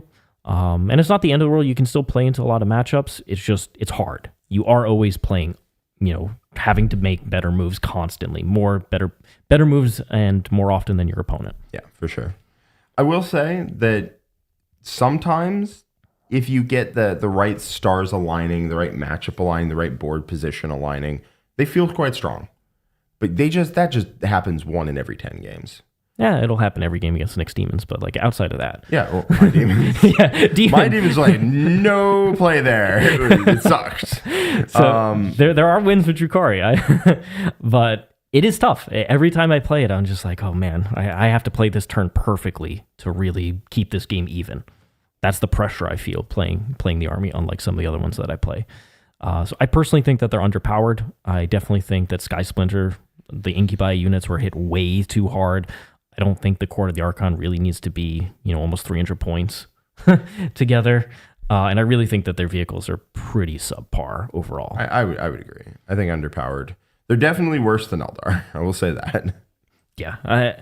They just lack tools. And the new detachment, so one thing that we haven't said is that the new detachment, Reaper's Wage, is very good. Not in terms of buffing Harlequins necessarily, but in terms of just having 6 good stratagems. Being able to turn off Overwatch is amazingly useful for this army. Being able to get sustained or whatever you need. So there's damage buffs, there's trickery buffs. So it's a good detachment. But effectively, a lot of the Drukhari detachments don't do enough for the army with the detachment rule. That's kind of what they're lacking right now. So hopefully, whenever they get a codex, they'll get some of those buffs. But I really think that they just have too many overcosted units. Why are we still increasing the points in Drukhari units? It's insane. It's insane to me. Literally insane. I write the list. I'm like, how did this go up? How is my list up 200 points? It's crazy. But that's kind of how I feel about them. So they're going to go down in underpowered. Next up, Grey Knights. Grey Knights. So Grey Knights have their old detachment, which is pretty darn good. And then they also have Warpbane. Warpbane is pretty new in Grotmas, and people are still working on it, still trying to work out the kinks. You have some hoops. They're not the hardest hoops to jump through. And in exchange, you get full rerolls to hit on your army, which is pretty nuts. It's a pretty nuts benefit. Just when you say that. Yeah. But you do give up mists and sigil and, armor of contempt. And that's a lot of rules to give up. It's a lot of defensive rules. So what I've noticed is that a lot of these armies are turning into a more glass cannon-y approach. 100%. Right? Where you do a lot more damage, but your opponent runs up and can kill you, right? You have 2 armor saves across the board, but you don't have armor of contempt. So you're essentially a 3-up armor save with armor of contempt, if you think about it, right? And those units are not that hard to kill. So if someone runs up on you at the club with a bunch of AP1 weapons, they're probably still going to get you dead. What if they run up on you with sword brethren? Then they will kill your whole army and you're dead. Sorry. It sucks to suck. You're gone. Bye-bye. And Drago and all your Dread Knights. So you can do some ridiculous things. Like I've seen builds like Storm Ravens flying around, dropping out purifiers, and then getting full rerolls to hit on the Storm Ravens. I've seen Dread Knights running around shooting. I've seen you get the Purgation Squads, indirect. Now they actually do some decent damage into light targets, right? Because their EP1 not ignores cover. So I like that. I think that's good. I think we still need to settle on what kind of build looks the best for Warpbane, because currently I've seen it go in a bunch of different directions, and I haven't seen any of them work out particularly well so far, but the rules are there, and they've been working out okay. And then the regular detachment is still just really good if you want to run a scoring type of package. You can't deep strike 3 inches away. You have to do 6 inches away, which is a pretty severe knock on the army, but you can still make it work. So I've played it, and one of the things that I felt was missing was like 1 extra unit. I'm always super light, because if you go 5-6 Dread Knights and then you add in 2-3 Purgation Squads, there's not a lot of space left. Yeah, it's kind of the list. You want your strike team, at least one of them, maybe even a second one. But then where are you fitting in your purifiers? Where are you putting interceptors, which are really good for opening up the indirect fire for your Purgation Squads? So you end up cutting something. And whether that's bodies on the table, if you cut bodies and your opponent gets aggressive on you, or it just has cheap resources on the objectives, you have to commit enough to stop them from getting a points lead. But you also don't want to lose your, hey, I have all those guns in your face on a turn play. So I found the balance is really hard. Yeah, I made a list recently that I think is interesting, but I need to put it on the table to find out how good it is. We're putting it into Star Shatter. Yes, that's right. That's right, we are. It's a lot of 5-man Terminator squads, some 5-man strike squads. It's 3, Purgation squads, 3 squads of Purifiers. It's just a lot of little squads that'll all reroll hits as long as I'm within my power matrix or whatever the heck it's called. And that's good, right? Because Terminators with reroll hits actually do pretty substantial damage in combat, which is nice. And then Purifiers, obviously, rerolling hits and wounds, pretty good. So that's a direction I want to take it, because I haven't been impressed with trying to get in a shootout with 0 defensive mechanics. I have found, as hard as Dread Knights can shoot into targets, that I'm professional at rolling 2s to wound against anything durable. And I have failed the stat check when I have tried it. And the Dread Knights you lose like 3 in a turn, maybe even 4 if they also are sneaking a charge. That's not ideal. And because they're 24-inch range, 18 on the heavy incinerator, it can be difficult to set up a point where you're not taking damage back in return. That's the biggest part. Yeah, my one game into them was like they teleported around some, and then I just killed 3 Dread Knights in 1 turn, the game ended. And there's just like not a lot of ways to prevent that other than just staying completely back in their deployment zone. I found it very harder to play than it looks, for sure. Yeah. Because 6 Dread Knights is easy to play against people who are not quite as good as you, because they'll just lose their army and you win. But against people who are really good and able to screen and push you back and all that stuff, it can be difficult to get the right engagement without taking too much damage back. That's the biggest problem I found. Yeah. The list is strong. And there's still iteration to go on it. I personally, given how that all sounded, I would personally put them down in solid until the list has been figured out. How are you feeling? Yeah, I think that's fair. I don't think it's as strong as whoops, I'm putting it down here because we're not ordering it yet. So yeah, I don't know if it's as strong as these. Yeah, theoretically it could be, but I've not seen a build that I feel like is at that level yet. Also, Chad is mentioning there's a variety of feel no pain mechanics out in the game. So there's a bunch of anti-psychic rules. And if you happen to play against those armies, like Star Shatter with a spider gives them an aura of 5 of feel no pain, or the Librarius Conclave, you can have 4 of feel no pain in units. Or if you play the Grey Knight, if you play in your Dread Knight spam into the Index Detachment Grey Knight's Terminator spam bodies with the Librarians inside, you just don't do anything. Yeah, if you play the list that I took, there's some weird hard counters out Crucible here, where I took the 30 Grey Knight Terminator build, it has 2 Librarians in there that you can swap into the units, and then those units will just completely bounce the Dread Knight shooting. And I promise you, it does not get better from there for them. Yeah. All right. So we're going to go ahead and pop them into solid 40K. Yep. There's room for growth, though. There's certainly room for growth. They're one of the ones where their cap has not really been set yet, so they could go up to strong meta choice. I would be surprised if they went up to top tier, though. Yeah. Personally. I think Dread Knights without any defense can be hard to keep alive. They're very expensive. They're very expensive, and they die quite quickly with no mists, no nothing. All right, next up we have the Genestealer Cults, GSC. They got a new detachment final day in Grotmas. Really good. Where they can ally in Tyranids. Certain Tyranids, not all Tyranids, but Lone Ops, Gargoyles, all sorts of mission play. It's basically what you need. You just get better Lone Ops, which, that's nice, right? You have all right Lone Ops. Those Lone Ops aren't going to survive, a stiff breeze coming their way, but whatever. Whereas Lictors and Death Leaper or whatever will and are very good for their points cost. Like, the points costs are ridiculous. And then you get Gargoyles. And if there's been a more Genestealer Cult unit than Gargoyles, I have not seen it. It's a unit that is non-interactive because it just rapid ingresses behind a wall, runs out and moves advanced guns shoots, or assault. Yep. So it moves, advances, shoots, and then fire and fades forward onto every objective, and it's OC2. So their game plan is to just send this unit onto your objectives every single turn of the game until they run out of them. And that's usually enough that you just can't win on points. And they also have a lot of little 5-mans running around, coming back to life, scoring secondaries. And they can still do the thing where they converge fire and kill something, especially because if you happen to be near a Tyranid unit, you just get wrecked.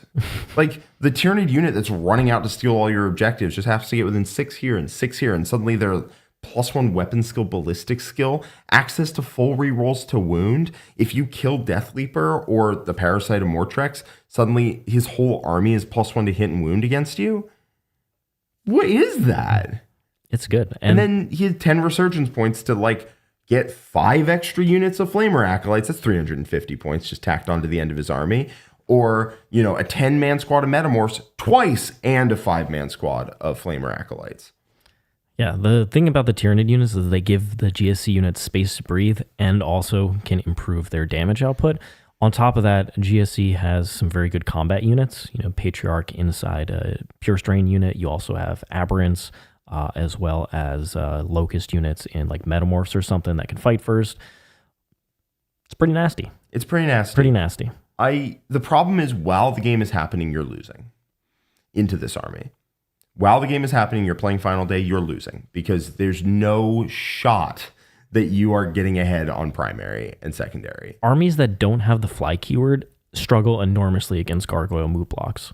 It's nasty. You just can't get anywhere. And it's like playing AdMech. Yeah, you have to get very aggressive and do stupid things in order to try and flip the script on who's winning on points. And then they just get to hit you with I hit on 2s, full rerolls to wound. Oh, cool, sure.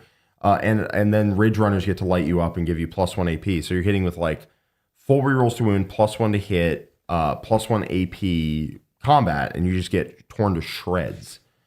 It's nasty, man. It's really. I asked Nick what his worst matchup was, and he said Purge the Foe. That's his worst matchup. Not an army, the mission. Purge the Foe. Yeah, which is kill points. And that's 2 of the missions at LVO. But I don't feel super confident into Final Day otherwise. So Nick is taking this to LVO. He will also be doing coaching at the Art of War. If you want to check that out at theartofwar40k.com. So Jack is doing Blood Angels, Nick is doing GSC, and they're both taking those to the LVO. Yeah, it's a very good army, man. It is. I don't see a prescriptive way to win the game against it, other than hopefully it just works out for you, man. It doesn't. So it doesn't have tons of shooting units. It has mostly Ridge Runners.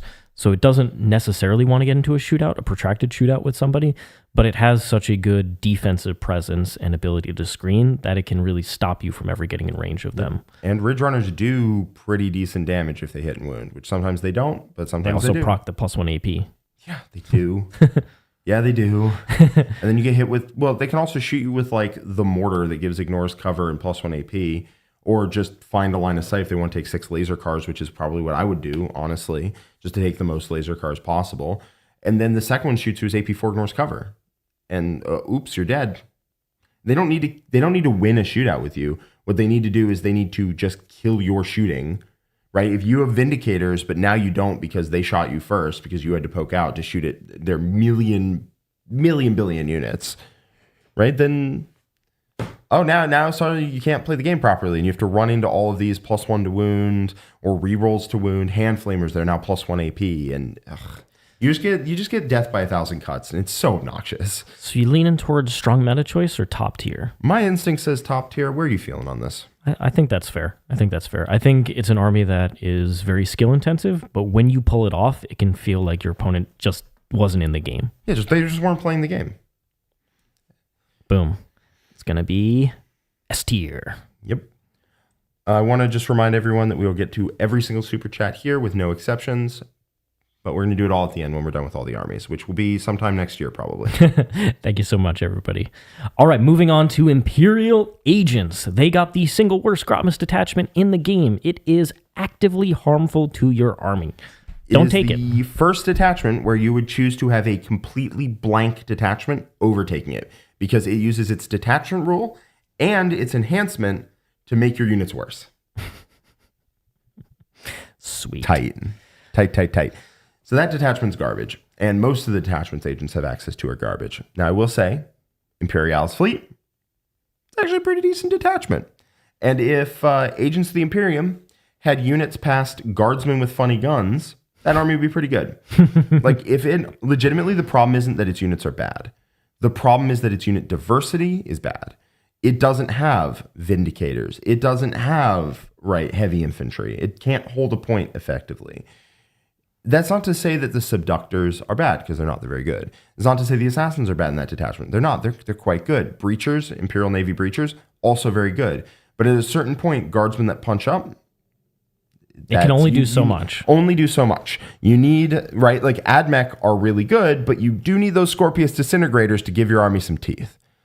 So, I mean, a die-hard Imperial Agents fan can get a lot more out of the army than people who just go lol Imperial Agents would think. But still, at the same point, listen, Charlie, I love you, man. I love you, but why do you make your life so difficult here? I think this is the most obvious. This was not a fully thought out codex. It's fun, it's flavorful. There is one detachment that is playable, and you can certainly win games against things, but you're always having to put a lot more into it than your opponent. Yes, I would say so. You're just working too hard. If you do play against a good Imperial Agents player, the worst thing you can do is go, lol, that's not a real army, and then just run your army at them, because you'll just run into every single rake that they have on the ground, just slaps you in the face, and suddenly you're like, how did I just lose to Imperial Agents? But if you know what the army does, and you approach it with respect, but not like too much respect, you'll win the game. And if you're really good at killing T3 bodies with a 4-up invuln or some sort of invuln, you're going to be fine. Yeah. All right. I'm sorry, Imperial Agents fans, but that's kind of where they are. Yep. It's just every time I see someone playing Imperial Agents, I'm just like, why are you doing this to yourself? Why must you make your life so hard? It doesn't have to be hard. You can play Deathwatch instead. Specifically, Charlie, please play Deathwatch, not Imperial Agents. What are we doing? Next up, we have the Imperial Knights. So the Imperial Knights did get some decreases in the last MFM, and so the Helverin went down, I believe, 10 points. It's a very cheap 130 points, and effectively what that means is you can now run Canis Rex, which is the best big knight that you can run, and 11 Armigers. which is getting to the point of Chaos Knight territory. Now, it doesn't have quite the same rules. None of them are as good as the Brigand or the Carnivore, but you have a lot of them. And you also have Canis Rex, who is a beast. Canis is a beast. You can also 100%. fit in some cheap Imperial Agents or play around with the points there. You could potentially bring Immolators for Ignores Cover access as well, and some Sisters for sticky objectives and screening. So Imperial Knights have the similar problems to Chaos Knights, which is that they are a bunch of vehicle chassis, and you're generally trying to stat check your opponent. And if they pass the stat check, which top armies typically will, you're dead. Yep. when you step out. And if they can't, you kind of get to run through them. I think this is just like a worse version of Chaos Knights because the Warglaive and the Helverin are just worse than the Carnivore or the Brigand, in my opinion. I think even though Canis is way better than any of the big Chaos Knights, he's expensive for what you get. And he can't advance and charge around the board or do any cool things like that. He is just more of like a defensive kind of like linebacker piece to protect your backfield, or not backfield, but the middle of the table. I don't think he's worth it enough compared to just having more Brigands or War Dogs in the Chaos Knights list. So I would say that they're underpowered. Oh, for sure. Every time I play against Imperial Knights, they really struggle against modifiers. Minuses to hit are absurdly difficult for them to deal with, and they don't have the go through walls. Obviously, a big knight can use its rule if it takes the battle shock, but they can't physically land there if models are there, and so they're extremely susceptible to being move blocked, even more so than Chaos Knights are. Yeah, which is a big problem. I'd absolutely put them in underpowered. I do want to make an addendum, by the way, after we're done here, to Imperial Agents. Imperial Knights definitely in C tier. Sorry, Chaos Knights. Yeah, or sorry. Imperial Knights. The addendum is I think Agents actually go into solid 40k if you're talking about a teams context. They're actually a pretty decent teams army. If you have a hardcore Imperial Agents nerd, which we did on our team, and that was great. We threw him and Admech into shooting armies, and he just blunted them all day long. And that was all he needed to do. And occasionally, once, gloriously, he 20-0'd a Thousand Suns player. And you can do that. In teams, I think they're solid. All right, next up, we have the Khorne Demons. So they have a brand new detachment, Legion of Blood, I believe. Yep, I think Blood Legion. Or Blood Legion. It's those words. it's Blood and Legion in some context. This detachment is really cool, and it goes about trying to solve the problem of Khorne. The problem Khorne has is that it's not fast, because that's Slaanesh's thing. It doesn't shoot, that's Tzeentch's thing. It's not tough, because that's Nurgle's thing. It does combat, because that's its thing. But it doesn't do it while being fast, durable, or having access to shooting. And that's hard. That's tough. That's always been Khorne's problem, right? It can't be fast or durable, but it still has to do combat. And you kind of got to pick one of the two. And it goes about trying to solve it in a very interesting and unique way, which is, what if I have some of the best objective control in the game? Right? What if I did? I walk onto it with Bloodletters, I kill something, I sticky the objective, and then if you want to get on the objective, I can Blood Surge into you in the movement phase. And the units do hit hard, right? Oh, yeah. The units do hit quite hard. The problem here is that the units are quite fragile compared to their points cost, and they're also a little expensive. And so that leads to a situation, basically all of the games I've played with them, the first 3 turns have looked very good for the Blood Legion. Because I'm controlling objectives, I'm sticking them, I'm kicking people off objectives, I'm killing big things. And then I run out of stuff. And then my opponent just goes, oh, well, now I'll take the objectives because you're dead. Because Bloodletters die in droves. They're still pretty good, honestly. Like, Bloodletters are still pretty solid, but they do die in droves. The 3-up armor save strat helps a ton, but they can die very fast. And if you fail a couple of saves on your 4-up invulns on Blood Crushers or the Chariots, the Rendmasters, you can find yourself without an army like that. And all of a sudden, you don't have units, and you can't continue to keep up that pressure on objectives. I think this is still an army that is deep in the gestational processes here. Like, it's still something I'm working on, and maybe even some points drops would be necessary. And then I think once it hits the critical mass of found the right list, found the right composition of units, and maybe on a couple of points drops, I could see it going right up into strong meta choice. because it brings some things to the table that are very tough to deal It's with. very awkward to play against their objective control. Yeah, nobody I played it against has been like stoked about how their turns have gone. Right? Like, ooh, I really love never moving within 6 inches of a melee army that just like slammed 3 units in front of me. What helped me tremendously in the game, it's actually releasing on Thursday if you want to watch this in action, but what helped me tremendously is like one dude surviving against your combat meant that playing around the Blood Surge was dramatically easier. Yeah, suddenly I'm in combat with you. Exactly. I think currently, the same way Wartbane has not had a list figured out, this has not had a list figured out yet. I'm working on it. After LVO, I'll probably put a bit more time into it.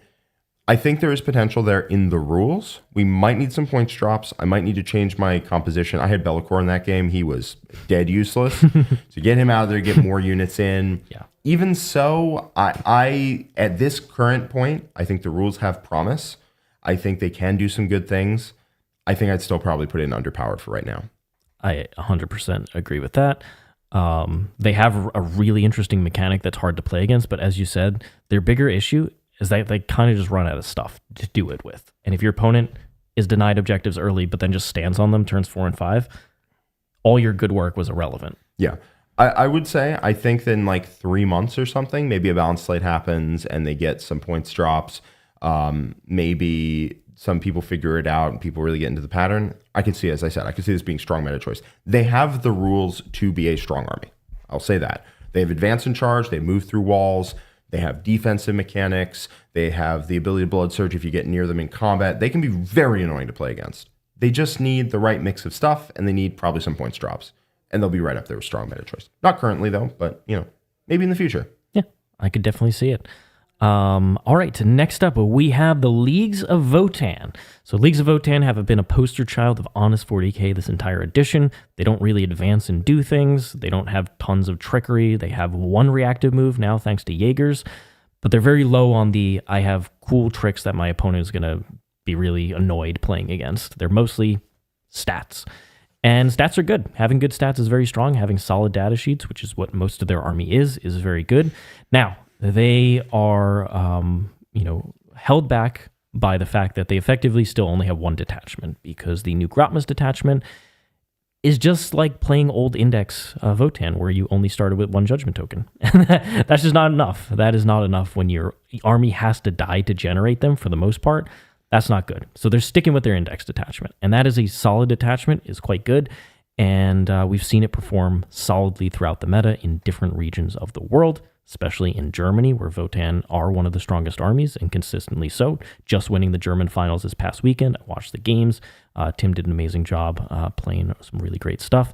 So what does the army look like? Looks like usually a couple land forts, some amount of Sagittars of Warriors splitting up, and it either goes for Berserks or Hearthguard as the units popping out of land forts, and then it's supported by Pioneers, Jaegers, a couple characters. And this army, I think, is literally the most even thing that you could get in 40k. It is just a solid army. You have to outplay people to punch up in the meta, but against the armies that blow, Votann can feel quite strong, I would say. It's also a pretty decent teams army. I know that if you can good find blunter. it, well, it's also really good if your opponent has taken A stat check. of some kind, because they're very good at punching through stat checks with +1 to hit and wound. I remember, yes, I know the game you're thinking of. We got Richard into a Black Templar horde, the Black Tide, and he stacked bodies 12 deep. It was ridiculous. The Black Templar player was hiding behind walls and then popped out on like turn 4, and he kept his dead pile in a pile on the board. It was like a section of the board that was not being fought over remotely, just on the board. It was a stack. It was like a literal corpse pile, and it was like 6 inches high. My shooting phase took like 40 minutes to resolve all the shots and all the. I'm sure he wished it were shorter. So if your opponent only has a couple really important units, and you're just like, cool, I'm +1 to hit, +1 to wound against them, it's very, very strong into them. Now you might say that Void Armor is weaker. 100% it is. You can only use it on one activation because of the overall stratagem nerf to those type of things, mostly hitting Armor of Contempt, but Votann have Void Armor. But that's not really the end of the world for Votann, because it actually benefits them a lot, this change, since Marines are everywhere, and Votann have a ton of AP1 weapons. having Armor of Contempt only be one activation is a huge boon for Votann into Marines, in my opinion. For sure. So I think Poster Child was solid 40k. They absolutely play solid 40k. They're a good army. They're not the easiest to play, but they have plenty of play into pretty much anything. Yep. We're not ranking in the tiers at the moment. We will get to that at the end. We're just the newest army in each tier goes at the end. Next army is another army that I play. It is the Necrons. And if you were to believe the hype from December for Starshatter Arsenal, which has a really strong set of rules, you would believe that this is the strongest army in the game and would immediately go in top tier. However, what people have found out is that actually playing this army is not that easy. Not that easy and like, ooh, it's super hard and complicated. Like, no, it's hard. It's hard to win games because it doesn't matter if you do infinity damage. If you do infinity damage, you only do that damage if your opponent is out in the open and ideally standing on objectives. And yes, if your opponent wants to stand on objectives with their whole army, Starshatter will kill it in 2 turns, almost certainly. If your opponent, however, is sending units, rapid ingressing, attacking your expansion, defending their primary with high OC units that you can't shoot, this army struggles. It really just doesn't have tools to deal with that. I have seen it lose the most embarrassing games for an army, where it like tables its opponent and can't even remotely get to objectives or hold them against the shattered remains of their opponent. I don't know, man. You still have to score points. If your opponent literally stands out in the open with their whole army, yes, Starshatter is one of the best armies in the game. But that's not how 40k is played at a high level. And so I have found it basically, you have to cut damage to fit in either Wraiths or Warriors or Scorpec Destroyers, something to go attack objectives and or hold them. Because if you don't do that, you will struggle. Points win games of 40k, not shooting your opponent at the end of the day. Shooting your opponent is only as good as it turns into points, right? And you can make this army shoot insanely hard. So hard. But it is almost... your opponent can almost sleepwalk into outscoring you on primary and secondary. I think it was like turn 3 when you scored your first secondary card. It was bad, man. Yeah, I drew really bad, though. It was really bad. There are also a bunch of auto losses in here. Like, World Eaters is horrific for you. They're very fast. You're never holding primary or secondary, and they'll kill you if you even come slightly forward. Blood Angels, the MSU, not good for you. GSC, I can't even imagine where you begin in that matchup to try and score points or do things. AdMech is horrific. The CSM detachment is like World Eaters. Like, it's a problem. But you know what isn't a problem, Siegs? You know what isn't a problem is the 50 gifted Art of War subs by Chapter Master Ballsack. Thank you so much, Chapter Master. You are the legend of our channel. And we love having you. If you want to ever check him out playing a game, he did play his Orks against my Votann a couple months back. So you can always check it out. But John, we really appreciate your support of our channel. Thank you so much for gifting those memberships. If you were gifted a membership, please do click that accept button. And then if you follow these steps on Discord, you can go ahead and user connections or user settings connections, click the YouTube icon and sync your accounts. And then you'll get access to our Discord community. Also some awesome Warhammer content through the YouTube membership channel. Absolutely. John, looking forward to seeing you at LVO. He's going to be there? The legend's going to be there? He's signed up? He's signed up. Awesome. I can't wait. I wonder if he's playing Orks or Votann. We'll find out. We'll find out. So, back to the Starshatter. I have found that ultimately this army is quite good into stat check armies, but its agency in a game is very limited. Even if you build towards it, Necrons just are not that great at denying primary, and it's pretty easy to contest their primary if you have the specific tools. So I honestly don't... They're definitely not top tier, and I think they're kind of weak in this meta. Legitimately, I agree. I think we were like some of the first people to just look at it and be like, but how do they score points, though? If you've been playing 40k for any length of time, you've learned how to deal with an overwhelming shooting army. You score points. You score points, you deny points, and they can shoot you as much as they want. You hide as much as you can. Yep. You mitigate angles. But honestly, when this came out, my first thought was, I'm more scared of Hypercrypt. Because Hypercrypt can teleport to you and shoot you around walls. And they're a lot worse at that now with a 6-inch deep strike instead of a 3-inch one. And I was like, man, I don't know. 3-inching shooting army definitely seemed a lot scarier than this. where they advance, but their models are so unwieldy that getting it around terrain is so tough. And like if you take the Silent King and you run him down main at your opponent, and oh my god, the Silent King, you can't kill the Silent King. He's -1 wound if your strength is greater, and he's -1 damage. No, if you run a unit straight down the pipe at your opponent, they'll kill it. That's usually how 40k works.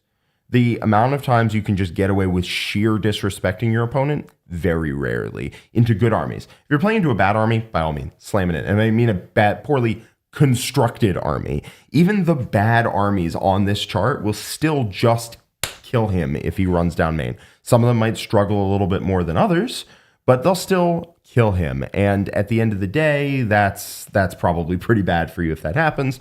So you still have to play back with the Silent King at least until the end game because, you can't risk that he dies. He's the centerpiece of the army. And then it's like him plus 3 DDAs is like, what, almost, it's over 1,000 points?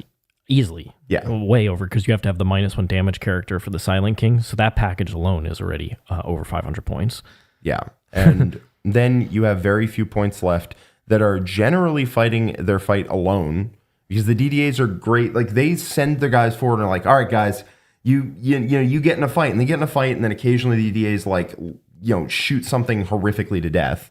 And I don't know, man, it just doesn't impact primary that much. I'm not that scared of the army, legitimately. You can lose to it. If you're on the wrong board and you just get shot, ouch, you're dead. Yeah, but you don't have control of that. In a team's environment where you pick the Dawn of War board where all the objectives are completely out in the open, 100% Star Shatter thrives there. Yeah. But you play on a normal board where angles are difficult, your opponent can stage on you. It's hard. It is actually genuinely hard. It doesn't matter that the rules are good, which they are very good. It just doesn't support a scoring style as much. You really have to tailor your list, and then your damage output just isn't as good. And you're likely to lose a lot of your army over the course of the game. But that's not to say. So remember, we're not basing this on the win rates or whatnot, because I think Star Shatter will have a high win rate because it's going to be a mid-table bully. Down there, people put their units out in the open all the time, and boy, does Star Shatter like, oh, sweet, thank God my opponent put units in the open. It's all dead. I win the late game by stepping on objectives. If you don't do that, the army just struggles to find a points difference. Yep. So it's very bad at scoring. I think ultimately they're in the solid 40k area. Yeah. Let's just put it at the end like we put all the other ones at the end, and we'll rearrange them in tiers. And I do want to shout out John McCardell, another super chat here. Got $20 super chat. Golden Coffin Boys for me. He's playing the Solar Spearhead. Solar Spearhead, which we have ranked in strong meta. That's a good choice. Very good choice. It's a bit on brand to be taking a Mono Forge World army. Then we have Nurgle Demons. Nurgle Demons. All right, this is an army definitely thought was kind of a joke when it first came out, but seeing it on the table, the storm of battle shock checks that you're forcing at your opponent at -1 with D3 mortals attached is ridiculous. It's pretty ridiculous. It's a lot of battle shock checks. Now, the army doesn't do horrific damage. It has the damage by committee thing where you have to, I'm going to get one thing in range, go -1 toughness. I'm going to go Rodigus, so I'm +1 damage into you. And then I'm going to be in the aura of +1 AP, and now you die. And yeah, then you did die. In combat. In shooting, it's terrible at shooting. It has the 18-inch loan-out bubble. But it can kill things in combat if you straight up disrespect it, and the big boys can get in there and start tying things up and beating things up and causing some problems and just absolutely carpeting the board in battle shock checks. You're going to take a battle shock check every single command phase, theirs and yours. You're going to take one when they hit you with a weapon, which they can do twice in their turn, right? They do one in shooting, one in combat for strat. They can do a second one in the command phase. They have ones that start of the fight phase from the Sloppity Pile Piper. And I think there's a couple that I forgot about. Probably. They can just do a storm of battle shock checks. But they have one problem, which is that damage issue. They do damage by committee. And if they can get that committee together and that committee votes that you are deceased, you're going to die. But only one of your units is going to die, really? Not more than that. It's not your army. So if you have a high damage output, reasonably durable, like hard-nosed, brawly army, you're just going to carve your way through this army before it gets a chance to do its broken stuff. And I wouldn't even say it's broken, right? Just like if you have a chance to get in there with Dark Angel Terminators or World Eaters or CSM, or, guard just rolling up the table and just blasting, right? Custodes, whatever. You're just going to carve your way through this army, and it's going to die. And by the time when it really wants that, leadership to be kicking in and really have that primary advantage, it's just not going to have that. And it's going to be dead, and then you score all your points. So I think this suffers from, I think it's solid into half the field and actively quite poor into the rest of it. And to me, that places it either in solid 40k or underpowered. How have you felt? That's tough. So if I think this army is going to catch people off guard the first once, maybe twice that they play it, the first 2 times, because it's very tempting to say, hey, they don't have guns. I'm just going to step within 18, shoot them at the edge of that. And then all of a sudden you underperform a bit on damage, and then they charge you with everything, and your army's tied up, and you're gonna have a bad time. Yep, and it's not like it's gonna kill you. What you're worried about here, as you're saying, is just being tied up and then being forced to take a bunch of Battleshock checks on objectives. And then they have OC everywhere. They have OC everywhere, and you're tied up, and you just can't chew through it fast enough. However, against armies with crazy output, plus the second part is screens, you step up within 18, you screen them so they're not charging your guns, you hit them within 18, you're on the objectives, they're in their, in their deployment area, and then you do it again. You screen them, you keep shooting them. That's going to be basically an unassailable problem for Nurgle. So they're going to have pretty swingy matchups, as you say, which means I think I put them towards underpowered. I would agree with that. I think that they have I think even worse than the shooting at 18 is just walking up and hitting them with a bunch of combat. Sword Brethren, we talked about them before. If you want to check it out, it was the last YouTube game that we played. But Sword Brethren went ham on some Plague Bearers. Oh yeah, they all died. I had a Land Raider Redeemer. It was great. Because they have to do charge moves to really get going with this army, fight first units that are scary, like Inner Circle Companions. Oh Lord. Yeah, it's rough. That's going to be a problem. Yeah. Deathwing Knights, I think, are the least solvable problem. I think that is the least solvable problem that I think Dark Angels just hard counter that. Oh yeah, you just walk into them and out the other side. The 15 Warden build with Draxus by herself will lift a 10-man unit basically all the time in shooting. And then they'll lift 2 10-man units in combat. And then the Wardens charge, that's unwinnable. It's just an unwinnable matchup. And then the CSM, millions of attacks at damage 2, low AP, but who cares, right? The Blood Angel, not Blood Angel detachment, the Liberator one. Oh, low AP. Yeah, who cares? Okay, whatever. Take 1,000,000 saves, please. I think that it just has matchups like that, right? I think the Blood Angel one is probably okay because it's a little more MSU and they can get through those units. But things like Custodes, unwinnable. Especially the Warden variant, that's really rough. The Dreadnought variant, I could actually see them beating just because it has a low number of attacks. Death Guard is impossible. Swarm the objectives. Okay, you just have to hope that the kill bots have hit their kill limit, and then they shut down. But they won't. Next up, Orks. The Wah boys themselves. Orks are pretty good. Tactical Brigade, brand new Grotmus detachment. It is strong. If you thought Orks were strong before with their melee prowess, guess what? What if they shot very hard? It's scary. I'm not going to lie. Yeah. Tell us about it, Mr. Jack. So they do shoot pretty hard. You got the Tank Busters. They can drop some mortals on you. They get +1 to hit. You can give them a second +1 to hit against monsters and vehicles. And then they have +1 to wound against monsters and vehicles. You've attached Big Mech with Shock Attack Gun. Now, I personally I think the unit's good. I have not seen the stupidly overwhelming shooting that I've heard is coming out of these units. I played a game into you, and it required 2 units to kill one of your Crisis Suit teams, and then another one needed the mech to pop off in order to kill another vehicle, which he did. The Flash Gits, though, man. The Flash Gits are ridiculous. That unit is not okay. Straight up. I honestly don't know whether Tactical or Warhorde is better. I think they're both very good. Warhorde hits substantially harder in combat because everyone is sustained instead of having to spend for it with a strat, and you can get crit 5s, and then you have 1 CP minus 1 to wound, and you have the ability where vehicles can die, explode, and be over there now, and get guys out in unexpected ways. That's all very good.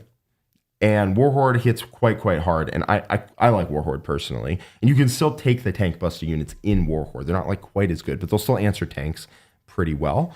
Or you can take Tactical, where you get all of that. You get the tank busters And then you get these stupid flash kits who are like my favorite unit to activate in the game, basically. And then you get a variety of decent melee options. Not nearly as good as Warhorde, but still pretty solid.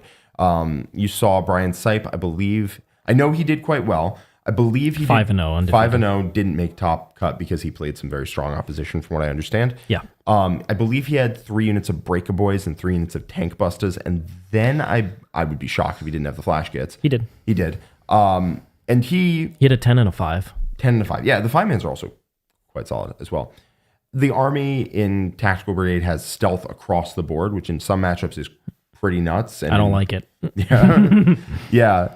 I would see David Gaylord in the chat asking what weaknesses Orks have. I would say the weakness that they have is that they have a large footprint. Their weakness is there are definitely some terrain layouts, and if they go second, where they just can't stage properly without getting shot, or they can't be in their deployment zone without being shot properly, or they have to start running around walls. Ultimately, I would say that's a pretty minor weakness, but I'd say that would be their weakness. Their footprint is pretty large, and they definitely have the issue of if they get hit before the Wa turn, they can collapse quite quickly. That being said, Wa is much better now. Every army has weaknesses. So, whatever. And they still are pretty fragile, right? They are, you can give them stealth everywhere. And, they have invulns on the Wa turn. But they're still pretty fragile, right? They're 1 wound, 5 up armor save. Off Wa turn, they die in droves. You got some 2-wound guys. You got some 2-wound guys. Are they T6 on the... Yeah. No. So they do also die quite quickly if things start to turn against you. And they have some rough matchups. Like, I would say Dark Angels, is probably not great. I would say that Death Guard is horrific for you. You have the Tank Busters now, which thankfully, that's good. But stealth and not being a monster vehicle is definitely going to hurt you there. And then -1 to wound is going to hurt you there. And then you just can't handle them in combat. So I don't think it's like an unbeatable meta destroyer. It is just a very good army. And for me, that falls in strong meta choice. I don't know how you feel. I could very much see it being top tier. We didn't get to see Brian make the top cut. It's possible he would have won the Nottingham event because Orks is very strong. I would say personally that they can also be very susceptible to, since they don't usually run commandos, since they're expensive, to a turn 1 jail type of situation where you can't move your transports out of your deployment zone. Yes. And if you get stuck back there, it doesn't matter if you do outrageous shooting damage to your flash kits and whatnot. You're just there. I'm also not convinced that the army does outrageous shooting damage. Flash kits do, for sure. Flash kits are good into the right targets. Yeah. But as soon as you have a 3-up or a 2-up save, not as much. 3-up save, if the whole unit shoots you, they can kind of power through that. 2-up save, they're not really doing that, especially with cover or, cover, armor, contempt, either one. And then tank busters are very one-shot, right? If you're using them in I throw my melee elements into you and I drop tank busters out and I shoot the tank busters, then I hit you with the melee, so you have to answer the melee and tank busters get to shoot again. Yeah, they're busted. You're going to get tabled. Okay. It's a very good army. But as a 1-to-1 trade resource, they're pretty unreliable. If they're shooting at a vehicle, they hit on 4s. So if you just miss, you're not killing that vehicle. And they don't reroll wounds. So yeah, the Pulsar Rocket takes them up to strength 10 AP3. With cover, most vehicles are still getting 5-ups against that. And you're going to be wounding a lot of tough vehicles on 3s and hitting on 4s. So with no rerolls, it can just be 10 shots. Oh, I rolled a little bit under, so it's actually 8 shots, 4 hits, 2 wounds. They passed when I did 3 damage. And now the Big Mech has to kill the tank by himself, basically. And if you don't, you might never get to that tank again. The tank's probably going to pick up most of the tank busters. So, they're still in my list. They're just not... I don't currently see the, get tabled in a single turn in shooting level of damage that I've heard Orks have. I think Squig Mines, on the other hand, are ludicrously stupid. Yeah, they're pretty good. Ignores line of sight. Yeah, they're pretty good. And you can throw 1 per unit of those. So if you have 3 boys, 3 tank bust units, you could just put out, a ton of mortals on things. So that can be pretty annoying. let's put them in the strong choice for now. We can always reevaluate because they could very well be top tier as well. They could be, for sure. All right, so let me pop that one over. They also have other detachments too, right? Like the Dread Mob shoots The Dreadmob now actually does shoot really hard because it has other shooting units that are quite solid. The biggest thing does hit crazy hard too. Orks got the buff of the Wa. They also got a new detachment that's great, and they got 2 new data sheets that are great. So they are basically a new army right now. Yep, they're very good. I don't think they're going to be at the bottom of strong meta choice. I think they're going to be up there. Yeah, 100%. Do not take me calling out things that I think can be problems for Orks as saying that Orks aren't good, because they are. They're very good. Yeah, we're going to has rearrange issues. this in just a second once we get through all the armies. Yep. All right, Adeptus Sororitas, the Sisters of Battle. They have received the most nerfs out of any army over the last 3 updates. A lot of points increases, some rules changes. They have a lot less miracle dice now, which was a huge factor in their success. They also, Bringers of Flame isn't quite as strong as it was previously. With all that being said, they still have a couple very good data sheets. Castigators are still good. Immolators are still good. You have access to Marvinval and her Paragons. Who are still a design mistake. They still will punch pretty much anything out in the game. Now, besides that, though, you don't have that many cheap resources. You'll have some Battle Sisters. You might have some Novitiates or whatnot. But their combat units are pretty damn mediocre outside of Vol and then specific characters with enhancements. Because Sacrosands can hit okay, but they're not world-ending damage, at least from what I've seen. They're not a counter unit that cracks you like 9th edition Repentia, who used to just kill everything. But they're a pretty solid unit that can go in, be tough, and counterpunch in melee in ways that you really need. I know Quentin's is a big fan of the units in that detachment. Yeah, absolutely. So where do Sisters fall? How far have they fallen? Significantly. Yes, they have fallen significantly. Do they end up just playing solid 40k with the disadvantage of a lot of their stuff is expensive? Or do you think they've reached the point of being underpowered in this meta? That's a tough one. That is a tough one. Because a lot of the Sisters players have dropped the army, or the people who had been playing Sisters dropped the army and switched to other things. Obviously, there will still be the diehard Sister players who continue. It's tough to judge, honestly, because if you look at some of the armies, like with Drukhari, if you had Morvenval and her Paragons in Drukhari, that's a completely different army. Yeah, Morvenval and that Paragons data are sheet alone, a build around. They're insane. Plus Castigators. How bad is an advance in shooting army that has, I think you still take Bringers, honestly. I think that's still stronger. But advance in shooting, Morvenval plus Paragons, 2 Immolators, 3 Castigators, stuff around that. How bad is that? It's not bad. It's definitely not going in strong meta choice. We can rule things out. It's not in Why Make Your Life So Difficult, strong meta choice, or top tier. So we're deciding between solid and underpowered. And I definitely think it's a bit of a tweener, right? It's a bit between those two. Right, it's definitely in the middle there. I'm fine putting them in underpowered for now until the meta, maybe Sisters players come up with a new way to play them. Maybe you end up going to Hollowed Martyrs and just trying to play more a mission style and reduce the damage a bit. I'm not really a Sisters player, so I'm not 100% sure. But right now they feel probably a bit below the curve because they got so many nerfs. Yeah, I would say probably you're going to end up in top of underpowered, probably is where they're going to end up when we're done rearranging things. Maybe they'll sneak into bottom of solid.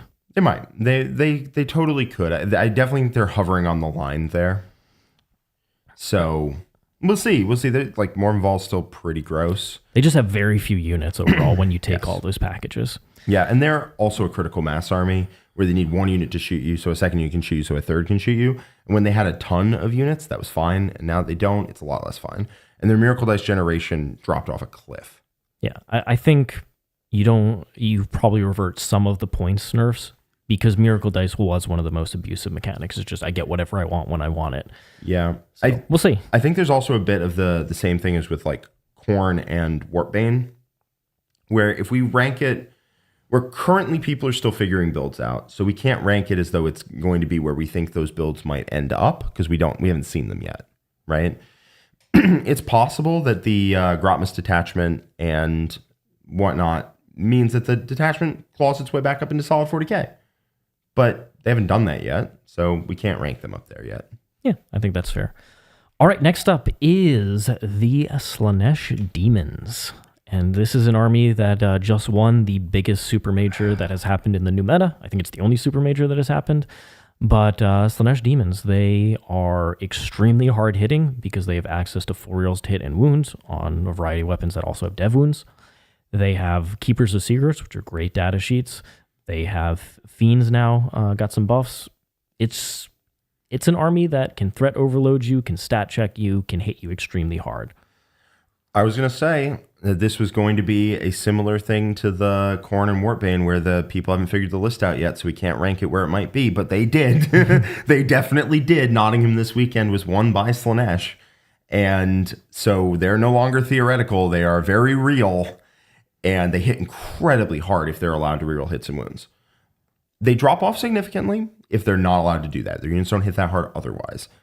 But they can game that pretty easily, either by kicking wounds to something else, and so you didn't actually get to reduce the amount of incoming attacks, or they hit a screen, activate the reroll hits and wounds, something else kills it, they pile through and fight you. There's ways to game it and get around that downside, where if you charge into a big, heavy melee unit, you don't want to give up your fight first, because then they'll beat you up. But if you don't give up your fight first, you're not going to do very much damage. That's a solvable problem on their end. So I'm not super worried about that on there, but that's definitely what keeps them in check. Keepers are also a ridiculous data sheet for 290. What? Excuse me? And now they have great utility and real hits and wounds and fallback and charge. And Keepers are pretty dumb. They're pretty dumb. They're durable. If they survive, you are in such a world of trouble, because they're usually going to have the enhancements. And the enhancements in this detachment are insanity. They are bonkers. They are bonkers. I don't know what to say, man. They just hit really hard, and they make everything around them hit really hard. And if you're a shooting army, this army has reroll hits and wounds across the board baked in. If you're a shooting army, if you're vehicles, if you're Ironstorm or whatever, it just has reroll hits and wounds. It can punch up very easily. So where are you feeling? What its weaknesses are? It basically doesn't have much shooting at all. So it has to charge into your screens, and then it wants to set up a second layer to hit you after. And if it gets move blocked aggressively, it doesn't have great answers for that, because it doesn't have much fly keyword, and it pushes back its rapid ingresses.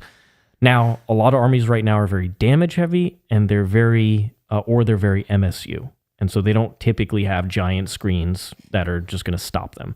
So like something like Final Day with access to gargoyles that can just say, Slaanesh Demons, you can kill these gargoyles while I shoot you from range, but you're not doing anything relevant here, could be difficult. Same thing for guard. They could just drop out 20 Catachans, string them across, the board, and just say, you're stuck here. It's not going anywhere. And then you are forced into a slow, grindy game. And demons are not bad in that situation. They have resources to score points, but it's not ideal. No, it's definitely not ideal. You can run into scenarios where this army dies very quickly. I have experienced killing 18 fiends laughably quickly for how large those models are and how many points you spent on them. They're not hard to kill. And there's definitely a scenario where you can just lose your army in one turn, right? You lose a keeper, and then you lose like 18 fiends in one turn. It's not that hard to have happen. High damage output armies can get that done. And then you can have some problems. But if you can set it up properly to where you can go in and you can just blow your opponent apart, it's a bit rough. It's a bit rough. And they do have exactly enough shooting to shoot down like 10 morons blocking their charge, right? That's how much shooting they have. And that's enough to help. Like, that's more than World Eaters have, for example. But they have enough to shoot down like 10 guardsmen who are keeping a charge from happening. So you have to worry a little bit more about where your screens are going, which is kind of an issue there.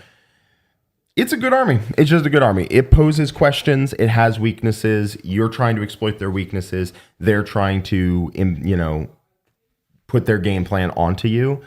And it's a game of 40K, and it's a damn good one at that. Yeah. What do you think? Is it top tier or is it strong meta choice? It's one of the top two. I would probably say currently strong meta choice. I don't think just because it won an event, that means it's top tier. I think it means that anytime an army wins an event, it's a confluence of factors. One is how good the army is.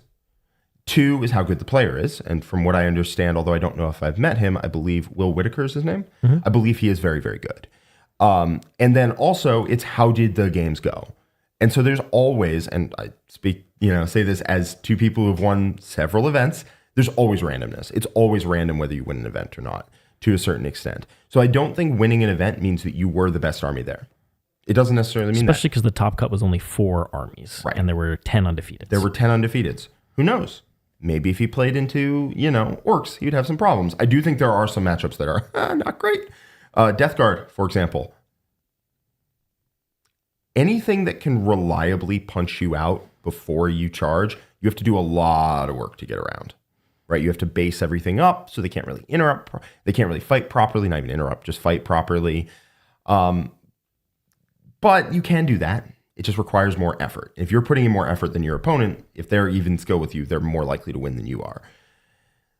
That being said, you can charge like 5 units. They fight with the first one, you fight with the second one. And that can also help you. I think it's a strong meta choice. We'll see. We will see. Because I'm certain we are going to get more chances to see this army at work. Absolutely. Next up, Space Marines. And what we're going to do here is we are going to rank Codex Space Marines as Ultramarines. Because effectively, Ultramarines are by far the biggest beneficiary to the oath changes and to the changes to Space Marines in general. And the reason is very simple, is they have some of the absolute best characters in the game. Calgar, Guilliman, utterly Ventress is also pretty good. Utterly fantastic. And with access to Guilliman, you get access to a second oath. And Jack was talking about, hey, +1 to wound on oath target that you're going to kill anyway. How impactful is that? Well, if you have 2 of them, okay, now we're talking where, okay, 2 of your opponent's key units are guaranteed gone. Plus you'll have room for more because you're killing them so efficiently. And that's scary. Very, very scary. I think the changes to Marines are effectively because Ultramarines were so good already. They made the top cut in Worlds. They did fantastic there. They're better now. I think because Ultramarines were already very good, this simply means that the Imperial Fist, the Raven Guard, all those sub-chapters that were supposed to get buffed with this, and they did get buffed in some ways, it's completely overshadowed by Ultramarines, and so we're going to rank Ultramarines here. And Ultramarines can be Ultramarines Gladius, they can be Ultramarines Ironstorm, they can be Ultramarines Stormlance, they can be Ultramarines Vanguard. Vanguard's still very good. Librarius Conclave. They can be whatever they want. Yeah, it's basically Black Templars, but you get +1 to wound.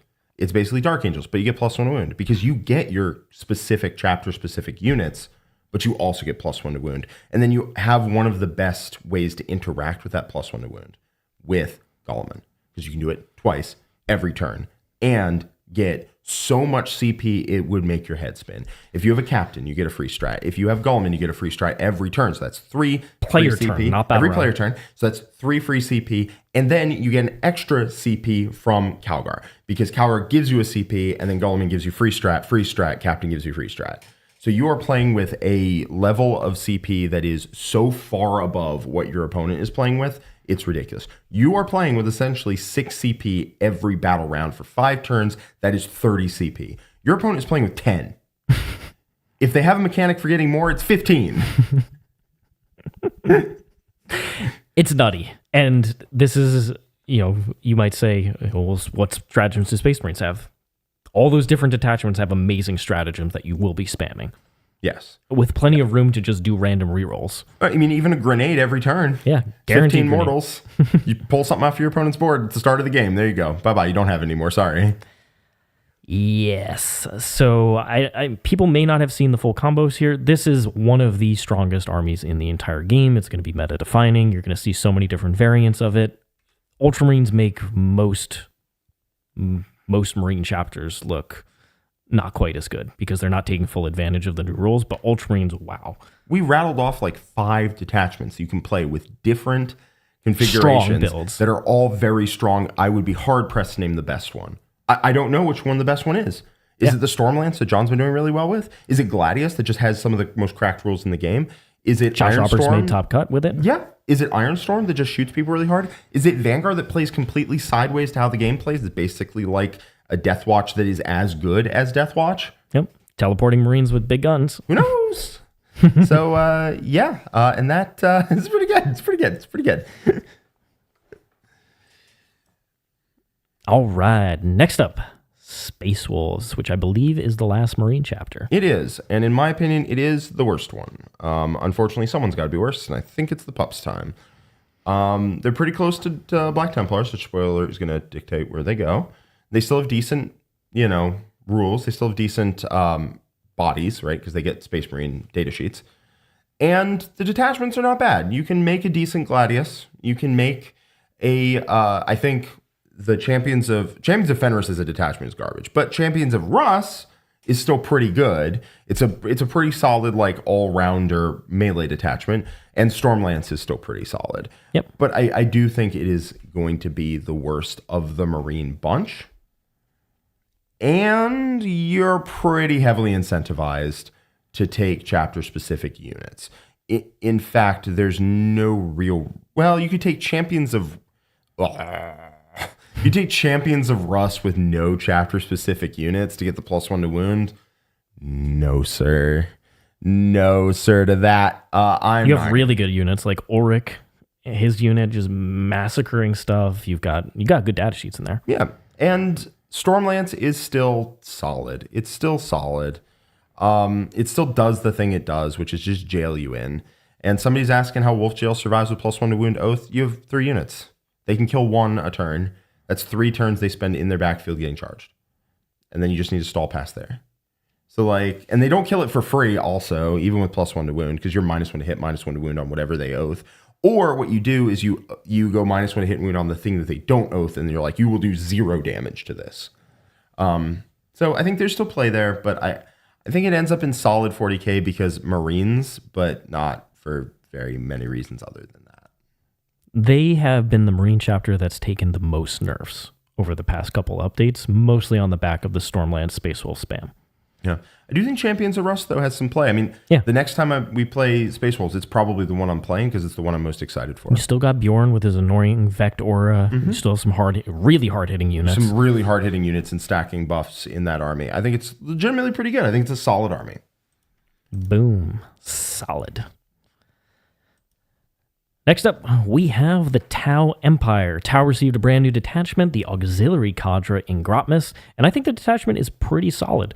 It has access to AP bonuses, plus increasing the weapon strength. It gives a variety of bonuses to your auxiliary units, allowing them to do all sorts of trickery of contesting objectives. And it's a pretty good all-around detachment that buffs most units. Most units are playable in it, which is very good.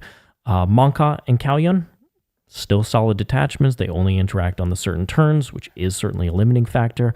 Retaliation Cadre ends up being the most nerfed of the Tau detachments, with 3-inch Deep Strike becoming 6-inch Deep Strike, which is a lot easier to screen. And also it prevents you from getting within AP range for your army. Yeah, it's that's bad. That's a bad change for Ret Cadre. Because going to 6 inches... Also, your 6-inch Deep Strike is still 2 CP. It's still 2 CP, and your bases are pretty big when you do it. And what I found when I played Ret Cadre to WCW was that if I can get behind my opponent, I can win the game.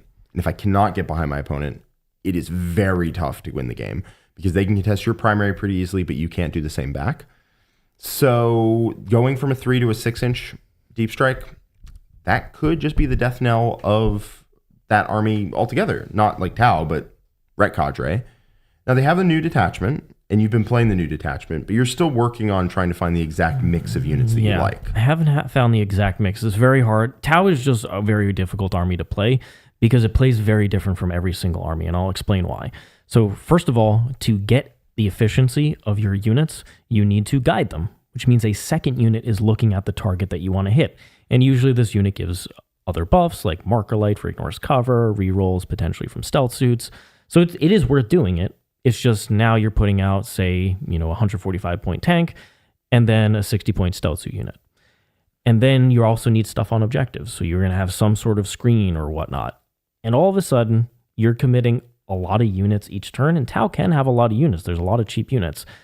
But doing it multiple turns out of the game you just start running low on resources, and Tau cannot defend its primary very well. It doesn't have durable high OC units, and it doesn't have many counter assault units that are heroic. There's no fight first that you're protecting your objectives with. You have to tailor really hard to be able to contest your opponent's objectives if you can't shoot them. And then Tau can struggle to attack staging points, and this is one of the reasons Retaliation Cadre is so powerful, is you 3-inch deep strike, you're like, cool, I'm going to advance these units up, I'm going to 3-inch deep strike behind here, and I'm going to blow up a bunch of units on my terms. Without that, it is very hard to interact with staging points because you don't typically have your observers back there as well, so your efficiency is very low and struggles against minuses to hit and stealth. Yes. So I didn't take Tau to Worlds. I didn't end up even considering it. I really just was all on AdMech.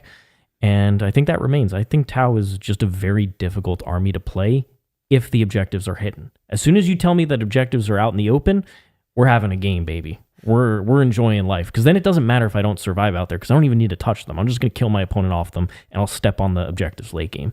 But as soon as objectives are protected, they're hard to interact with. Tau, with the points increases that they've gotten, they have a lot of stuff, but it's always you're trading multiple things every single turn, and it's just not sustainable, I found. You also run out of time. And if you're doing that play where neither of you are holding midfield objectives, you just lose if you're going first. Yep. And that sucks. So I honestly think Tau are closer to underpowered. I 100% trust wherever you want to put this army. I have found that they are by far, outside of Drukhari, they are the most difficult army that I have. Yeah, by a good margin. If you want to put it at the end and we can re-rank. Oh yeah, sorry. Whoops. Yeah. So again, the newest army goes on the end of each tier, and then at the end we're going to re-rank in the tiers where each of the armies are going to go. So currently, Tau is not the second worst army in the game. No, for example, they're definitely not. But on that token, there's something about them. The split fire penalty is really annoying. There's too many stacking things against them that make it. I'm always having to try and come up with crazy plays to try and win games, I found. And I don't like being in that position. No, you don't. I like my opponent having to come up with crazy plays. So we're going to go ahead and put them down in underpowered. Okay. Thousand Suns. Thousand Suns, the meta scourge for a long time, and they've been hit with just death by 10,000 cuts. Like, they have changed so much since the index. Their units they got a Grotmus attachment. It's not good, so moving on. They got hit with so many points nerfs. Like, their units are crazy expensive, and they are not durable, which leads to a situation where they can still do a decent amount of damage, but they fold immediately as soon as you hit them. Like, the moment you hit this army, it dies.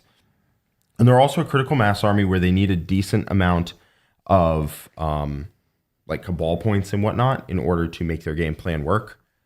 It feels like a Jenga tower where the brick that has been holding it up has just been removed. And I feel like it's not as structurally sound as it was before. I think if everything goes perfectly, they are still pretty scary.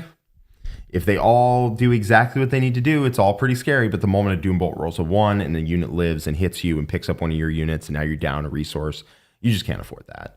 No. I think that they are underpowered. For Thousand Suns, they have no kind of leeway for sure. They're like playing the razor's edge. I could definitely see it based on the exact same reasons that we placed Tau down there. Yep.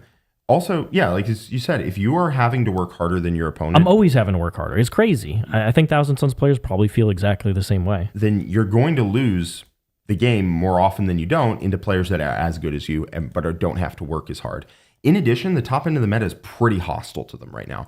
Guard is a horrific matchup. Indirect, tons of bodies, tanks you don't kill great. That's terrible. Blood Angels is whatever. It's kind of a whatever matchup. But teleporting Marine shooting, horrible. GSC, teleporting in, shooting your stuff, terrible for you. And that's not good. That's just not good. And then there's things like the CSM detachment, right? Creations of Bile, it can go very fast and peel up your Marines, and you just run out of stuff. Same thing as Slaanesh, moves very fast. Orks moves very fast and hits your stuff, and now you don't have enough to punch back, and you fold. And that, I think the top end of the meta is very hostile to them. And they also have to work a lot harder than anyone else in order to make their game plan happen. Boom. Next up, Tyranids. So Tyranids, famously ranked in the A tier for several updates. I think they really only have a couple champions out in the meta. You know, Sam Pope is out there playing as Tyranids all the time, and they ultimately still have the same problem that they've had the entire edition, which is that their damage output can falter against a stat check. It can. And so you have to run enough screens, enough things to push your opponent back. And that could be the Termagant units that respawn. It could be Gargoyle units. You have very good lone ops, but as soon as your opponent finds ways to take them out, you're not doing tons on the middle objectives. And it's hard to stat check people with Tyranids. You can try, but a lot of their monsters don't have invulns. And against like the AP creep that we've seen from a lot of armies, like guard stack ignores cover with pluses to AP. Marines can do exactly the same thing or start at super high AP. Or you have combat units that have ludicrous AP or damage bonuses. It can be tough. It can be really, really tough. Yeah, they definitely are one of the highest probabilities to just have an oops moment, like, oops, I left that unit alive. Moment. But they are a very well-rounded army that doesn't have a clear weak point to attack. And that means that it's going to have a floor, because also just a lot of score manipulation, a lot of primary denial, a lot of big monsters, really annoying to attack. Yeah, Tyrannifex, Exocrine, the Hive Tyrant's fantastic. You can advance and shoot with your monsters. You can reduce CP on player turns, which is very important for Tyranids. I think they are basically sitting in the solid 40k area of you have good tools, you have to use them properly, but it's not an easy game into a lot of the armies above you. You are going to have, tricky games. I would agree. I would say Tyranids are like the definition of a solid army right now. Yeah, I think they kind of fit with Votann in that sense, where they're just going to play out a game into pretty much every army. Shadows of the Warp sometimes is massively impactful. Other times it kind of just peters out and doesn't really matter. But they're going to play the mission the whole game. And Tyranids typically have relatively close games. Only a couple armies can realistically try and blow them out. They're a pretty decent teams army for that reason. Yep, absolutely. All right, so that is going to be the old Tyranids in solid 40k. And then there were two. We only have two armies left. We've got Tzeentch Demons and World Eaters. So let's talk about Tzeentch Demons first. This army, this detachment is very weird. It has teleporting. It has these weird tokens that you and your opponent both get access to. So it kind of like buffs you and your opponent. It's weird. It's very interesting. It's pretty neat. It doesn't have the best shooting in the world. And it has... People are like, ooh, you take Screamers to counterpunch. Screamers got better. They did not get good. They are 3 attacks at 6/2/2, no rerolls, hitting on 3s, anti-monster vehicle 4+. If you send a 6-man into something, you're going to hit 12 times. You're going to wound 6 times. It's AP2, so they're going to save either 2 or 3 times, and you're going to like half health a tank for a 6-man unit that costs a bunch of points. And you're probably not even taking that because you're taking big monsters that cost even more. So I've not been impressed with the damage output coming out of this army. It's very tricky. It teleports a bunch. You can have one guy who sees through a friend to shoot out, and that guy's really annoying. That dude's pretty frustrating. And then you have Fate Weaver, who has his indirect, but the damage cap is pretty low on the army. Basically their shooting output is like their damage output is getting shot by like 3 Lords of Change or 2 Lords of Change and Fate Weaver, and then getting charged by that 1 Lord of Change that has a good combat weapon. Okay. That's pretty low as far as damage caps go, and pretty vulnerable to getting things picked off. The models are huge. They have wings sticking out in every direction. It is hard to keep them all safe while shooting them, especially once you have to start using the ones that don't shoot indirect. And it's basically a teleporting army, right? It's a teleport shooting army that has a lot of tricks. But at the end of the day, its pressure on objectives is units having to walk there. Because once it gets boxed out of a corner of the board, once it gets screened out, it doesn't get access to that corner of the board ever again, right? It's never going to push its way back onto that objective once it gets pushed off of it. And I think against things like Eldar, Dark Eldar, other demons, things where multiple Lords of Change are a serious threat, or they can just stand in the open shooting you all game without much penalty, I think they can be quite strong. But into things that shoot back, you have to hide behind walls. And then you get boxed in a corner very easily. Like, very easily. It's very easy to make a little castle and live in it and score 5 points a turn. And that does not win games. And it'll happen against most of the armies at the top end. Deathwatch will just kill you if they get access to teleport and shoot. And they can screen out objectives with infiltrators and walk up. Yep. GSC will just be everywhere. They'll just be everywhere. One thing you mentioned there was teleporting, and because of the power of Scions in the bridgehead, and also potentially Deathwatch and maybe Vanguard Ultramarines, there's still an incentive to have 12-inch no-go zones like infiltrator teams, and that really hurts the armies that need to use that teleporting, like Tzeentch. Yeah, Tzeentch, if you have infiltrators, is just having a horrible time. Their damage output strat, they have one. It's plus 1 or 2 strength to their gun, but if they spend a token, it's plus 3 strength, plus 1 AP. That one I know. And they have to spend a token alongside it, but they'll do that. But it does give a reroll to their opponent, or they can just camp on it and sit on it and try and make sure you don't get them back. But more to the point, it's 2 CP. And 2 CP means you can do it once before you really start running tight on CP, before you have to start dedicating CP to picking up and doing other parts of the detachment or whatever. And you just don't do very much damage. And you can run heavy pinks. I think that's probably the way I would go if I were taking the army. But that's niche, man. That's really niche, and it can run into some issues. I personally think it's underpowered. I don't know how you feel about it. No, I think you nailed it. Yeah. It has too limited of a game plan, and if your opponent can deal with pinks on objectives, Lord of Changes are shooting me, they're going to be fine. Yeah, like the damage cap that you're going to be taking most of the turns is a Lord of Change and Fate Weaver shooting indirect. And that's... Hey, Nick is the biggest fan of Tzeentch in the world, and if he's not running them to LVO, you know that they aren't. That's true. They aren't up there. And this is a bit of a tier list mismatch, but I did play Orks into them and kind of just shoved him in a locker, and he stayed there. Right? Like, I just all right, I control the board, get in your corner. And then he stayed in his corner. And he tried punching out of it, and maybe that works, maybe it doesn't. But, like, he's staying in his corner. You don't score points in a corner. Poor Fate Weaver in a corner. You can't put Fate... Well, you can easily put Fate Weaver in a corner, actually.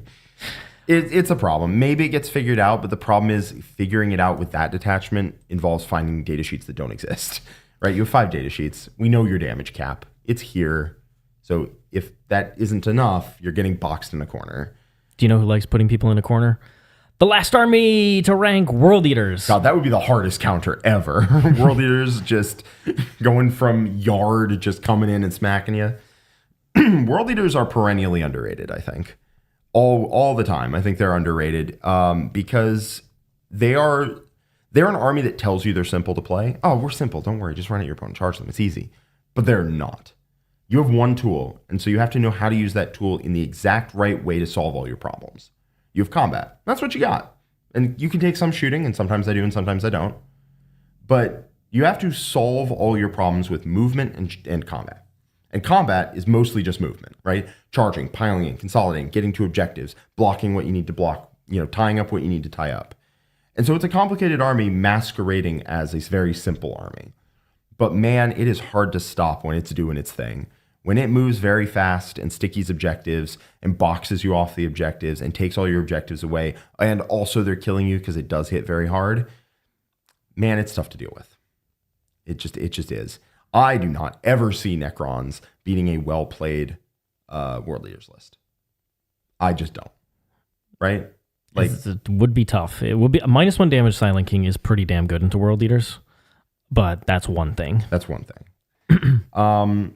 It has some problems in that it is a monodimensional combat army, but man, you can make that instrument sing. I'll tell you what World Eaters don't like, Final Day. No, no, they do not. They do not like Final Day. That's a lot of units and a lot of blocks and a lot of you're just wading through thick surf. You're moving very slowly. You're walking through deep snow. It takes forever to get through that. But like Slaanesh, that's not a bad matchup. I feel like I could do pretty well into Slaanesh. CSM is basically reskinned World Eaters. I have played the Custodes matchup, and the Custodes Dread matchup actually I think is favorable for World Eaters if you play it right, i.e. tie up the things that you don't want to get hit by and then focus your damage on the things that you want to try and kill. The top end of the meta is a little sketchy, but no more so than anyone else, I'd probably say. Death Guard is a downright horrible matchup, but that's kind of the same for every melee army. I think Orks is perfectly playable, Admech's perfectly playable. Like I'm not going to say that it's a strong meta choice. I think it would be in like near the top of solid 40k to me. Okay. Yeah, and we're about to do that right now. So let's go ahead and drop them into solid. And that is going to be all the factions to rank. So now we will go ahead and kind of rearrange what we've done here. You want to start from bottom or? Yeah, so Imperial Agents definitely still lives in Why Make Your Life So Difficult. Okay, easy. Tau is definitely not the worst out of these. No, neither is Sisters. I think Sisters are better than Eldar. I would say I like that. Maybe Drukhari. T-Sons move up. We're moving a fair number of these up. Probably Tau has a little bit because they have more stuff. Let's get Drukhari and Imperial Knights down where they belong. Worse than Tzeentch? Yeah, and Khorne? I would say so. Really? No way. You think so? Yeah. Okay. I mean, I'm down for that. I think currently with the current builds, I think Nurgle is the best of the bunch. Yeah, that's for sure. I could see, again, opportunity for aggressive expansion with Khorne, but not currently. Not currently. Tzeentch, man, I don't know. I just don't respect that army, man. But it is very good into like elf profiles, i.e. the thing it can kill. So that would be Tzeentch, Khorne, Knights, Drukhari, the what is it? The Aeldari, Nurgle, Sisters, T-Sons, Tau. I think that's probably roughly. I mean, they're all pretty close. Yeah. To be quite frank with I think you. these three are clearly the best down here, and then this is the next set. Yeah, if this were like a 6-tier list, I think there would definitely be a little break in there. Okay, I'm happy with this. Okay, the middle, Chaos Knights can drop down. So who do you think is the best out of these? Necrons definitely have a shout. Yeah, Necrons are going to be up near the top. World Eaters, I think, are up near the top. And then Warpbane. Grey Knights. Yeah. Probably those are the three best in here. I would probably say so. Then probably Templars and Death Guard. I don't know particularly the order. And I would say like Space Wolves below Tyranids probably. And then I feel pretty good about that. Something like that? Yeah, how does that seem? Yeah, that looks good to me. Yeah. Then strong meta choice. So we have Custodes, Admech. I think Admech can drop down here. Custodes can drop down as well. Like they are a strong meta choice, but they're definitely not as good as some of these other ones. Slaanesh, I would say moves up like a spot or two. How do you compare them to CSM? Because that's kind of similar. Yeah, I think it's about the same, honestly. I mean, I'm happy to put it like there or there. Let's put it there because they just won Nottingham. Why not? And then Dark Angels, I think, are better than Orks, but Orks are still like the top 7 army in the game, so it's not a bad place to be. And then the top tier here. Guard. Yeah, I mean, it's definitely Guard. I think it's definitely Blood Angels and GSC as the bottom 2. I think GSC is a bit better. Blood Angels is the one where I'm like, I think it's top tier, but I haven't, like, I've practiced the army a bunch. I've played it a bunch. I think it's top tier. Innis did very well with it, but it's also an army I could see being in strong meta choice instead. So I would probably put it as the lowest one in top tier. And then I feel pretty good about that. All right. Anything you want to shift around in here? No, I feel pretty good about that. At the end of the day, I think the good thing about the new meta is that everything can beat anything if you outplay people. It's not easy, and that's what we're ranking it on. How easy is it to beat, like, punch up with a lot of these armies? I think the ones down here, you really have to pull something special out. You have to play significantly better than your opponent, which doesn't necessarily mean you are a better player than your opponent. Just at that time, you have to play better. They might have less reps into your faction, or they happen to make a poor move that you're able to really capitalize on. These armies can play solid. I know there was a lot of talk about Necrons I saw in there.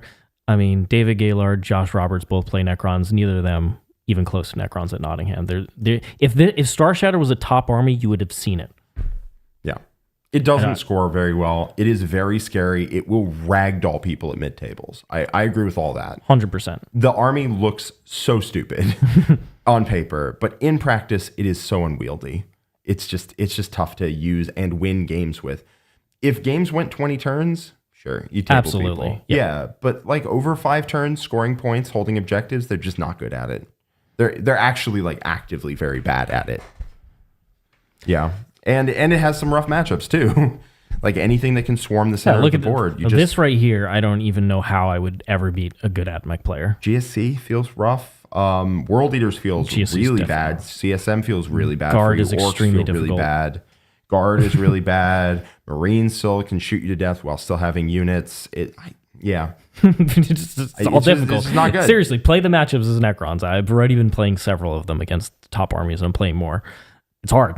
I mean, it's hard to win the game if your opponent is. I am good tabling most people to be at clear. hiding behind walls and staging resources and bleeding resources slowly. Very hard to win with them. Yep. There's a game I just played into John Stormlance Ultras, and I murdered most of several key units in a turn. It's just falling behind on points. It's hard to come back from. Yeah. All right. So we'll go ahead and leave it here, and we're going to go into the super chats. So if you are joining us here, there's tons of people in the chat. We really appreciate your support. Please do give us a like, subscribe to the channel, and tell your friends about us. All of that massively helps us grow.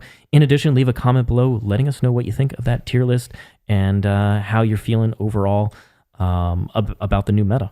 So let's go to fan funding here and go all the way up. Okay. Do you want to do these? I think those came in before the stream. Okay, so we got Mr. Redrum with a €2 super chat. Thank you so much. Best day in weeks. Jack and Siegs doing a tier list. Heck yeah, it's been a while since Jack and I did the main tier list. It has, and I was looking forward to this one. We were damn accurate last time too, by the way. Yeah, hit it right on the nose. So if you are just joining here or tuning back in, you feel free to super chat if you do have any questions for us or want us to justify any choices or just want to ask us anything. Bonsai Kitty Gaming with a $2 super chat. Obligatory ask about Raven Guard Shrike rankings. I mean, you have to accept if you're playing Raven Guard, you are just worse Ultramarines by a significant amount. Shrike by himself, probably not a reason to take it, even with the bonuses that you get for taking Shrike. Yep. His bonus to JPI is cute. Or is it his bonus? I think it's if you take Shrike as your warlord. Yeah. OC2 JPI. Yeah, it's pretty good. But no, it's like fine. Probably would fall into solid 40k is my guess. I would guess that. I mean, do Imperial Fists fall into solid 40k? Imperial Fists? Yeah. The other chapters? The other chapters, probably not. I feel like they'd be underpowered still. I think Shrike, because JPI are decent, would fall into like solid, but even then maybe underpowered. Generic Space Marine Jada Sheets got a lot better, but your reason for running it is so minimal. Yeah, other people are doing good things in their army, and you do need to compete with that. All right, Jordan Alexander Dubose, $5 super chat says, "Can I get a rock and stone for our Votann players in Germany?" Rock and stone, baby! Holding down the faction for us, road tripping to LVO as we speak. Look forward to seeing you there. Heck yeah. Votann players are just mining gold in Germany. I don't know how they found that rich vein of ore, but man, they're just so digging much in. Rock and so much stone there, man. There's so much. Here's Horus, there's Horus, everywhere's Horus. Member for 17 months, War Room Bronze. Thank you so much for being a longtime member. We really appreciate your continued support. Hey, Jack, I hear you love the idea of playing Angelic Inheritors with no Sanguinor Dante to get +1 to wound against the Oath target. You cannot rip this man away from Dante. It's a deep love affair. That's true. And the Sanguinor, once he finally gets the rerolls he craves, is a monster. No, I personally think that Angelic Inheritors without Blood Angel specific units is terrible. And you know that, which is why you're trying to trigger me here. It's working. Then we have Omnissiah Sphinx with Catfish Jr. Thank you so much for your $5 super chat. Has the guard turn into a World War II Tau? I mean, they shoot really hard. They shoot really hard. They shoot indirect really good, and they have waves of dudes. So, they kind of are. They probably shoot the hardest out of anybody, like even more than Star Shadow. They just have so many units that do damage. And Scions, wow. What a set of buffs in Bridgehead. It's a hell of a thing. All right, this one's addressed to you, so you should probably get it. Janet Peterson, reporter, 40K Lifestyle, $10 super chat. Thank you so much. Richard, did you join Jack in observing Hobnotch? Hobnotch? What is it? Hobnotch. Hobnotch. The New Jersey holiday celebrating Frank Sinatra impersonators driving New York City invaders out of Hoboken. Did you try a slice of saltwater taffy turkey? It's Hoboken, first off. Hoboken. No. Hoboken. I'm going to pronounce it wrong. You hit that first syllable. I know it's Hoboken, but I'm going to say it Hoboken. All right. Because it's for Hobokens. No, no, stop. This is my culture here. Both Jack and Nick are from Jersey. I'm from New York, so anything to make fun of them is worthwhile. But thank you so much for that super chat. Redrum, €2 super chat. Jack plus Blood Angels plus LVO feels like deja vu and prophetic. You did win LVO last time you played Blood Angels there. That's true. Last LVO I went to 2 years ago. Took the Blood Angels because it felt right, and did end up winning it. It was right. It was right. And you know what? The army feels pretty darn good again, and we're going to LVO again with Blood Angels again. I will say, and you're going to be using some of my models, right? I am, yeah. So the Sieg's Blood Angel models have won 2 LVOs. The one that you played, the one where I played them as Iron Hands way back in 8th edition, and this could be the 3rd time. It could be the winningest LVO army of all time. I'm going to have a hell of a good time regardless of how well I do. Heck yeah, you are. Whether I make top 8, whether I win the thing, or whether I don't make top 8 at all. I'm going to have a good time hanging out with people playing games.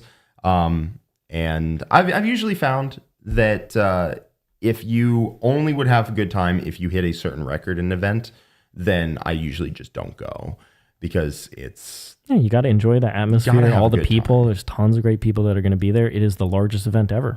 That's with, right. Over 1,000 signees. Yeah, so I'm excited for it, and I think I'm bringing a hell of an army. I'm going to do my best shot. So wish me luck, and I'll see anyone who's there. I'll see you all there. We got Christian L. Thanks so much for the $2 super chat. White Scars A tier. I'm so happy to say that.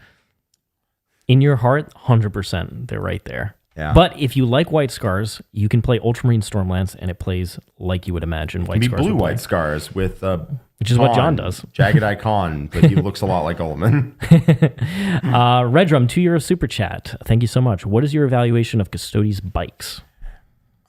They did get a nice update. They're a lot better. I still think they're not that great, unfortunately. I don't know, man. Maybe a lot of them. I just feel like they're pretty vulnerable to still getting killed, even with the extra wound, even with the extra toughness. And their shooting is good, but it's not great. That's kind of my thinking, right? Like 3 shots, no rerolls on the hit means you're going to miss one, and then they're going to make a save. You do some damage, and it's 225. It's tough. I don't know. It's tough because Caladius and Wardens are so good, and then you have the Draxus Guard unit. Just where are you getting points for bikes, even if they are good? It's just you have such great options already. Yeah. So I don't know. My thought is they're probably overpriced, but I have not yet seen a full bike shooting combat army on the table, and I probably could stand to see what that looks like. All right. We have Ivar Helston. Thanks so much for being a member at the War Room Gold for 3 months. Really appreciate your support. Could you speak a little bit about Imperial allies and knights now that armigers have been reduced in cost? Grotmus is over with. We are seeing you can run a decent amount of allies in Imperium armies, and with that, you can ally in. You could go for some Armiger Helverins, which are typically the choice because they have some good, flat 3 damage profile. Their big problem is they don't ignore cover, but you can solve that by bringing Immolators because they can strip cover from a target. So if you want to go for the full package of allies, some amount of Immolators plus Armigers actually suits a pretty decent amount. And that's probably the most common allies that you're going to see that are Armiger plus. Otherwise, in terms of other ones, the Calidus is very popular. The Calexis has completely fallen off because she really relied on that 3-inch deep strike. She's pretty mediocre at 100 points now. Yeah. I would say I was surprised she didn't go down. Especially not the 3-inch rapid. She can do a 9-inch rapid now or 6-inch drop. Yeah. That's a lot worse. It's a lot worse. She was, I used her at DreamHack. She was very good there. Outside of that, Artemis can stand back up on a 2-up. He can also, in some really weird builds, be your only warlord. Right, he can be your warlord as your only character for 65 in some very niche builds. Yeah. Subductors aren't bad, but they're pricey now. Yep. So those are kind of the options. Thanks so much. I'm Marabiba. Thanks so much for your super chat. Still salty about no bondsmen for Big Knights. They were very strong at that point when you were able to give -1 damage, advance and charge to them, etc. So realistically, I imagine what they would probably have to do is just increase their points enough so that you're not running 3 Big Knights, because that would get oppressive. The -1 damage only went on the armigers, but their buff went on themselves. Yeah. So you only got the -1 damage on armiger models, but both models would get the buff. I think that's probably fine to bring back, honestly. I think I think it should just be you always buff 2 armigers instead, and then maybe your Big Knight gets some other buff. The problem, the they get like the Big +1 to Knights hit need a buff, because a lot of those day sheets are pretty underwhelming. They should get +1 to hit for giving out a buff to armigers. Something, for sure. They should get something. TJ Dieter, thanks so much for the super chat. Will the Guard Codex be tournament legal this month? I believe it releases on the box set releases in a couple weeks, something like that, towards the end of the month. And it should be legal this time for the first time. Usually box sets are not legal until the actual individual. Is that so? It should be legal because they're going to get the MFM and the Codex FAQ at the same time. Interesting. As far as I am aware. Okay. Which means that they will be legal at that point to play. So they're trying to break that cycle with Tau where it took 3 months to get the points and it wasn't legal. Then Orks it just got back nerfed. in 9th edition or whatever, where they were waiting like 3 months to become a real army. I believe that's the case, but I'm not 100% sure on that. John McCardell, thanks so much for the $20 super chat. Very much appreciate it. Golden Coffin Boys, he's going to be running the bananas. That's right. He's going to be running those dreadnoughts. Ryan G with a $10 super chat. Highly recommend Jack Quinton take a look at the ADHI Guillermo's list. I believe that's his name, like Adi Guillermo's. Oh, Adi. Yeah.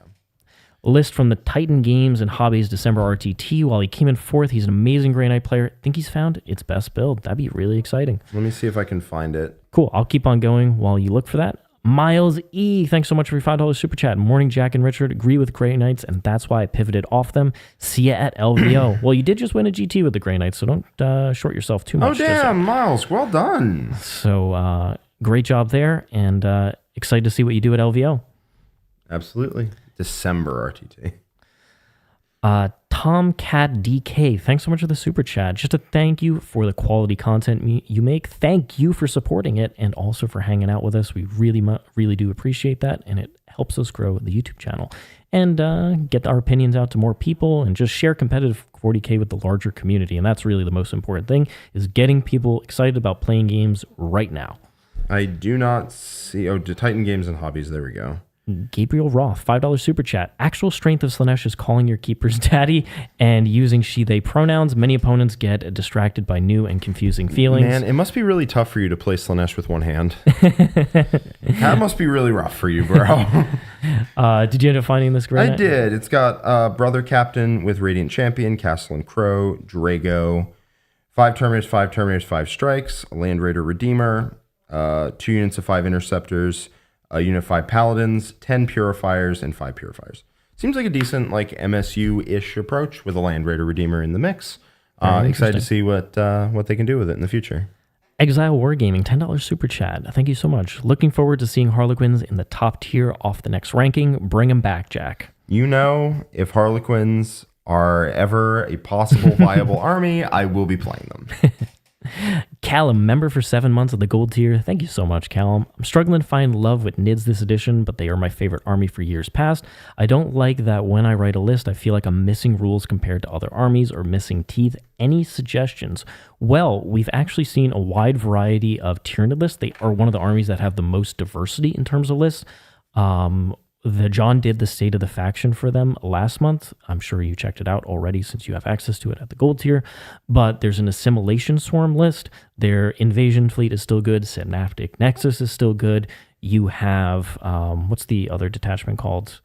Where you see all the Griblies, the little guys. Oh, the little guys? The Unending Swarm? No, not that one. There was another one. Assimilation Swarm? I'm thinking the Genestealers. The Genestealers, the Vanguard. So they have a lot of different builds, and honestly, I think what helps when an army isn't receiving any too many direct changes is just to try them out. Just get different units on the table, and then sometimes you rethink your original list and you start adding these units because you think they'll fill a really awesome role in a different style list. Yep. So I think just switching between the detachments will help you get more excited about the army. Neil Adams, a 10-pound super chat. How does Soulforge Warpack stack up against the other CSM detachments and within the new meta? What's an ideal build? We have a couple games in the worm with Soulforge. Mostly what we saw was the Lord of Skulls in those builds with the enhancement. Warpsmith, I believe is what he's called. I know it hits very hard. I forget exactly how it gets there. It hits very hard. It has a variety of buffs. So it's a super efficient shooting package, and it can be annoying to kill back in return. However, this might not be the meta for it, with Oath of Moment getting +1 to wound. Marines will just rip that to shreds. You can send vehicles through walls, which can be pretty impactful for like Mauler Fiends. Ultimately, CSM have done better with melee units and trading armies, more so than mostly damage ones. If you take Soulforge Warpack, I think you want to take as many shooting units as possible so that when your opponent shoots at you to hit you, because you have a lot of guys, your stat check at the end of the day, you get to shoot back and pick up their anti-tank pieces so they don't get to activate multiple times. That's pretty important. Definitely. And then we have Jonathan Haynes. Thanks so much for your super chat. Hey, Jack and Siegs. Hey, Jonathan. Hi, Jonathan. Always good to see you. Demon Hunter, $5 super chat. How strong are salamanders with a buffed Infernus, Vulcan, Stan, and new Oath of Moment? I mean, they definitely crack, right? That crack. unit is going to definitely kill some stuff, especially in Firestorm. So, I've been shot by that unit and it hurt. So, I mean, you can make that unit work pretty good. The problem is the stuff around it isn't going to be as strong. But you can make a Firestorm that hits pretty decently hard. +1 strength and assault are both good rules. Like that unit in itself is very good. But is it enough to justify it over Ultramarines or some of the other chapters out there? Probably not. However, if you are a Salamanders player, you want to run it. Like it is, you're still playing Space Marines, you're still running good data sheets, you still have Oath of Moment. It's just not going to be the most efficient, and that's what really the top of the meta is. When you're trying to win tournaments, every little efficiency matters. So that's where it matters. If you're trying to win a GT, you 100% could with Salamanders. Yeah. All right, that looks to be all the super chats. Thank you so much, everybody, for joining us. Please do give us a like, subscribe to the channel, and tell your friends about us. All of that massively helps us grow the YouTube channel. In addition, leave a comment below letting us know what you think of the tier list, what your opinions are, what you disagree with, what you agree with. We'd love to hear it. We'd love to hear your feedback. In addition, if you want to see more content for all these different armies, we talked about a lot of list concepts, a lot of different detachments and ideas we've been kind of playing around with. Well, guess what? Check out the Worm at theworm.vhx.dv. There's going to be State of the Factions throughout this month on every army in the game. In addition, there's 3 battle reports every single week. We're playing all the new different detachments and also what we think are the most competitive lists. There's a lot of brand new ones that didn't exist in previous metas. So please do come in, check it out. There's post-game recaps and analysis for each army. And you also get access to our awesome international Discord community where many top-level players for all the different armies are in there, hanging out, talking with you, as well as the Art of War coaches. So definitely come on in, and we hope to see you there. Thank you so much. Thank you to Mr. Jack for being on the stream. And we did it, baby. We did it. We ranked all the armies. We did it. So they thought we couldn't do it, but we did it. We ranked them. We did it. We're going to go take a nap, and we'll be back later in the week. If you want to check it out, we're going to be previewing the LVO list, John and I, on Thursday. So if you want to check that out, come on back on Thursday. Tomorrow is an awesome YouTube game live stream at 1 p.m. Eastern time as well. So hang out. We got content all week, and we got plenty more in the Worm. Thanks so much. We'll see you all next time. So long for now.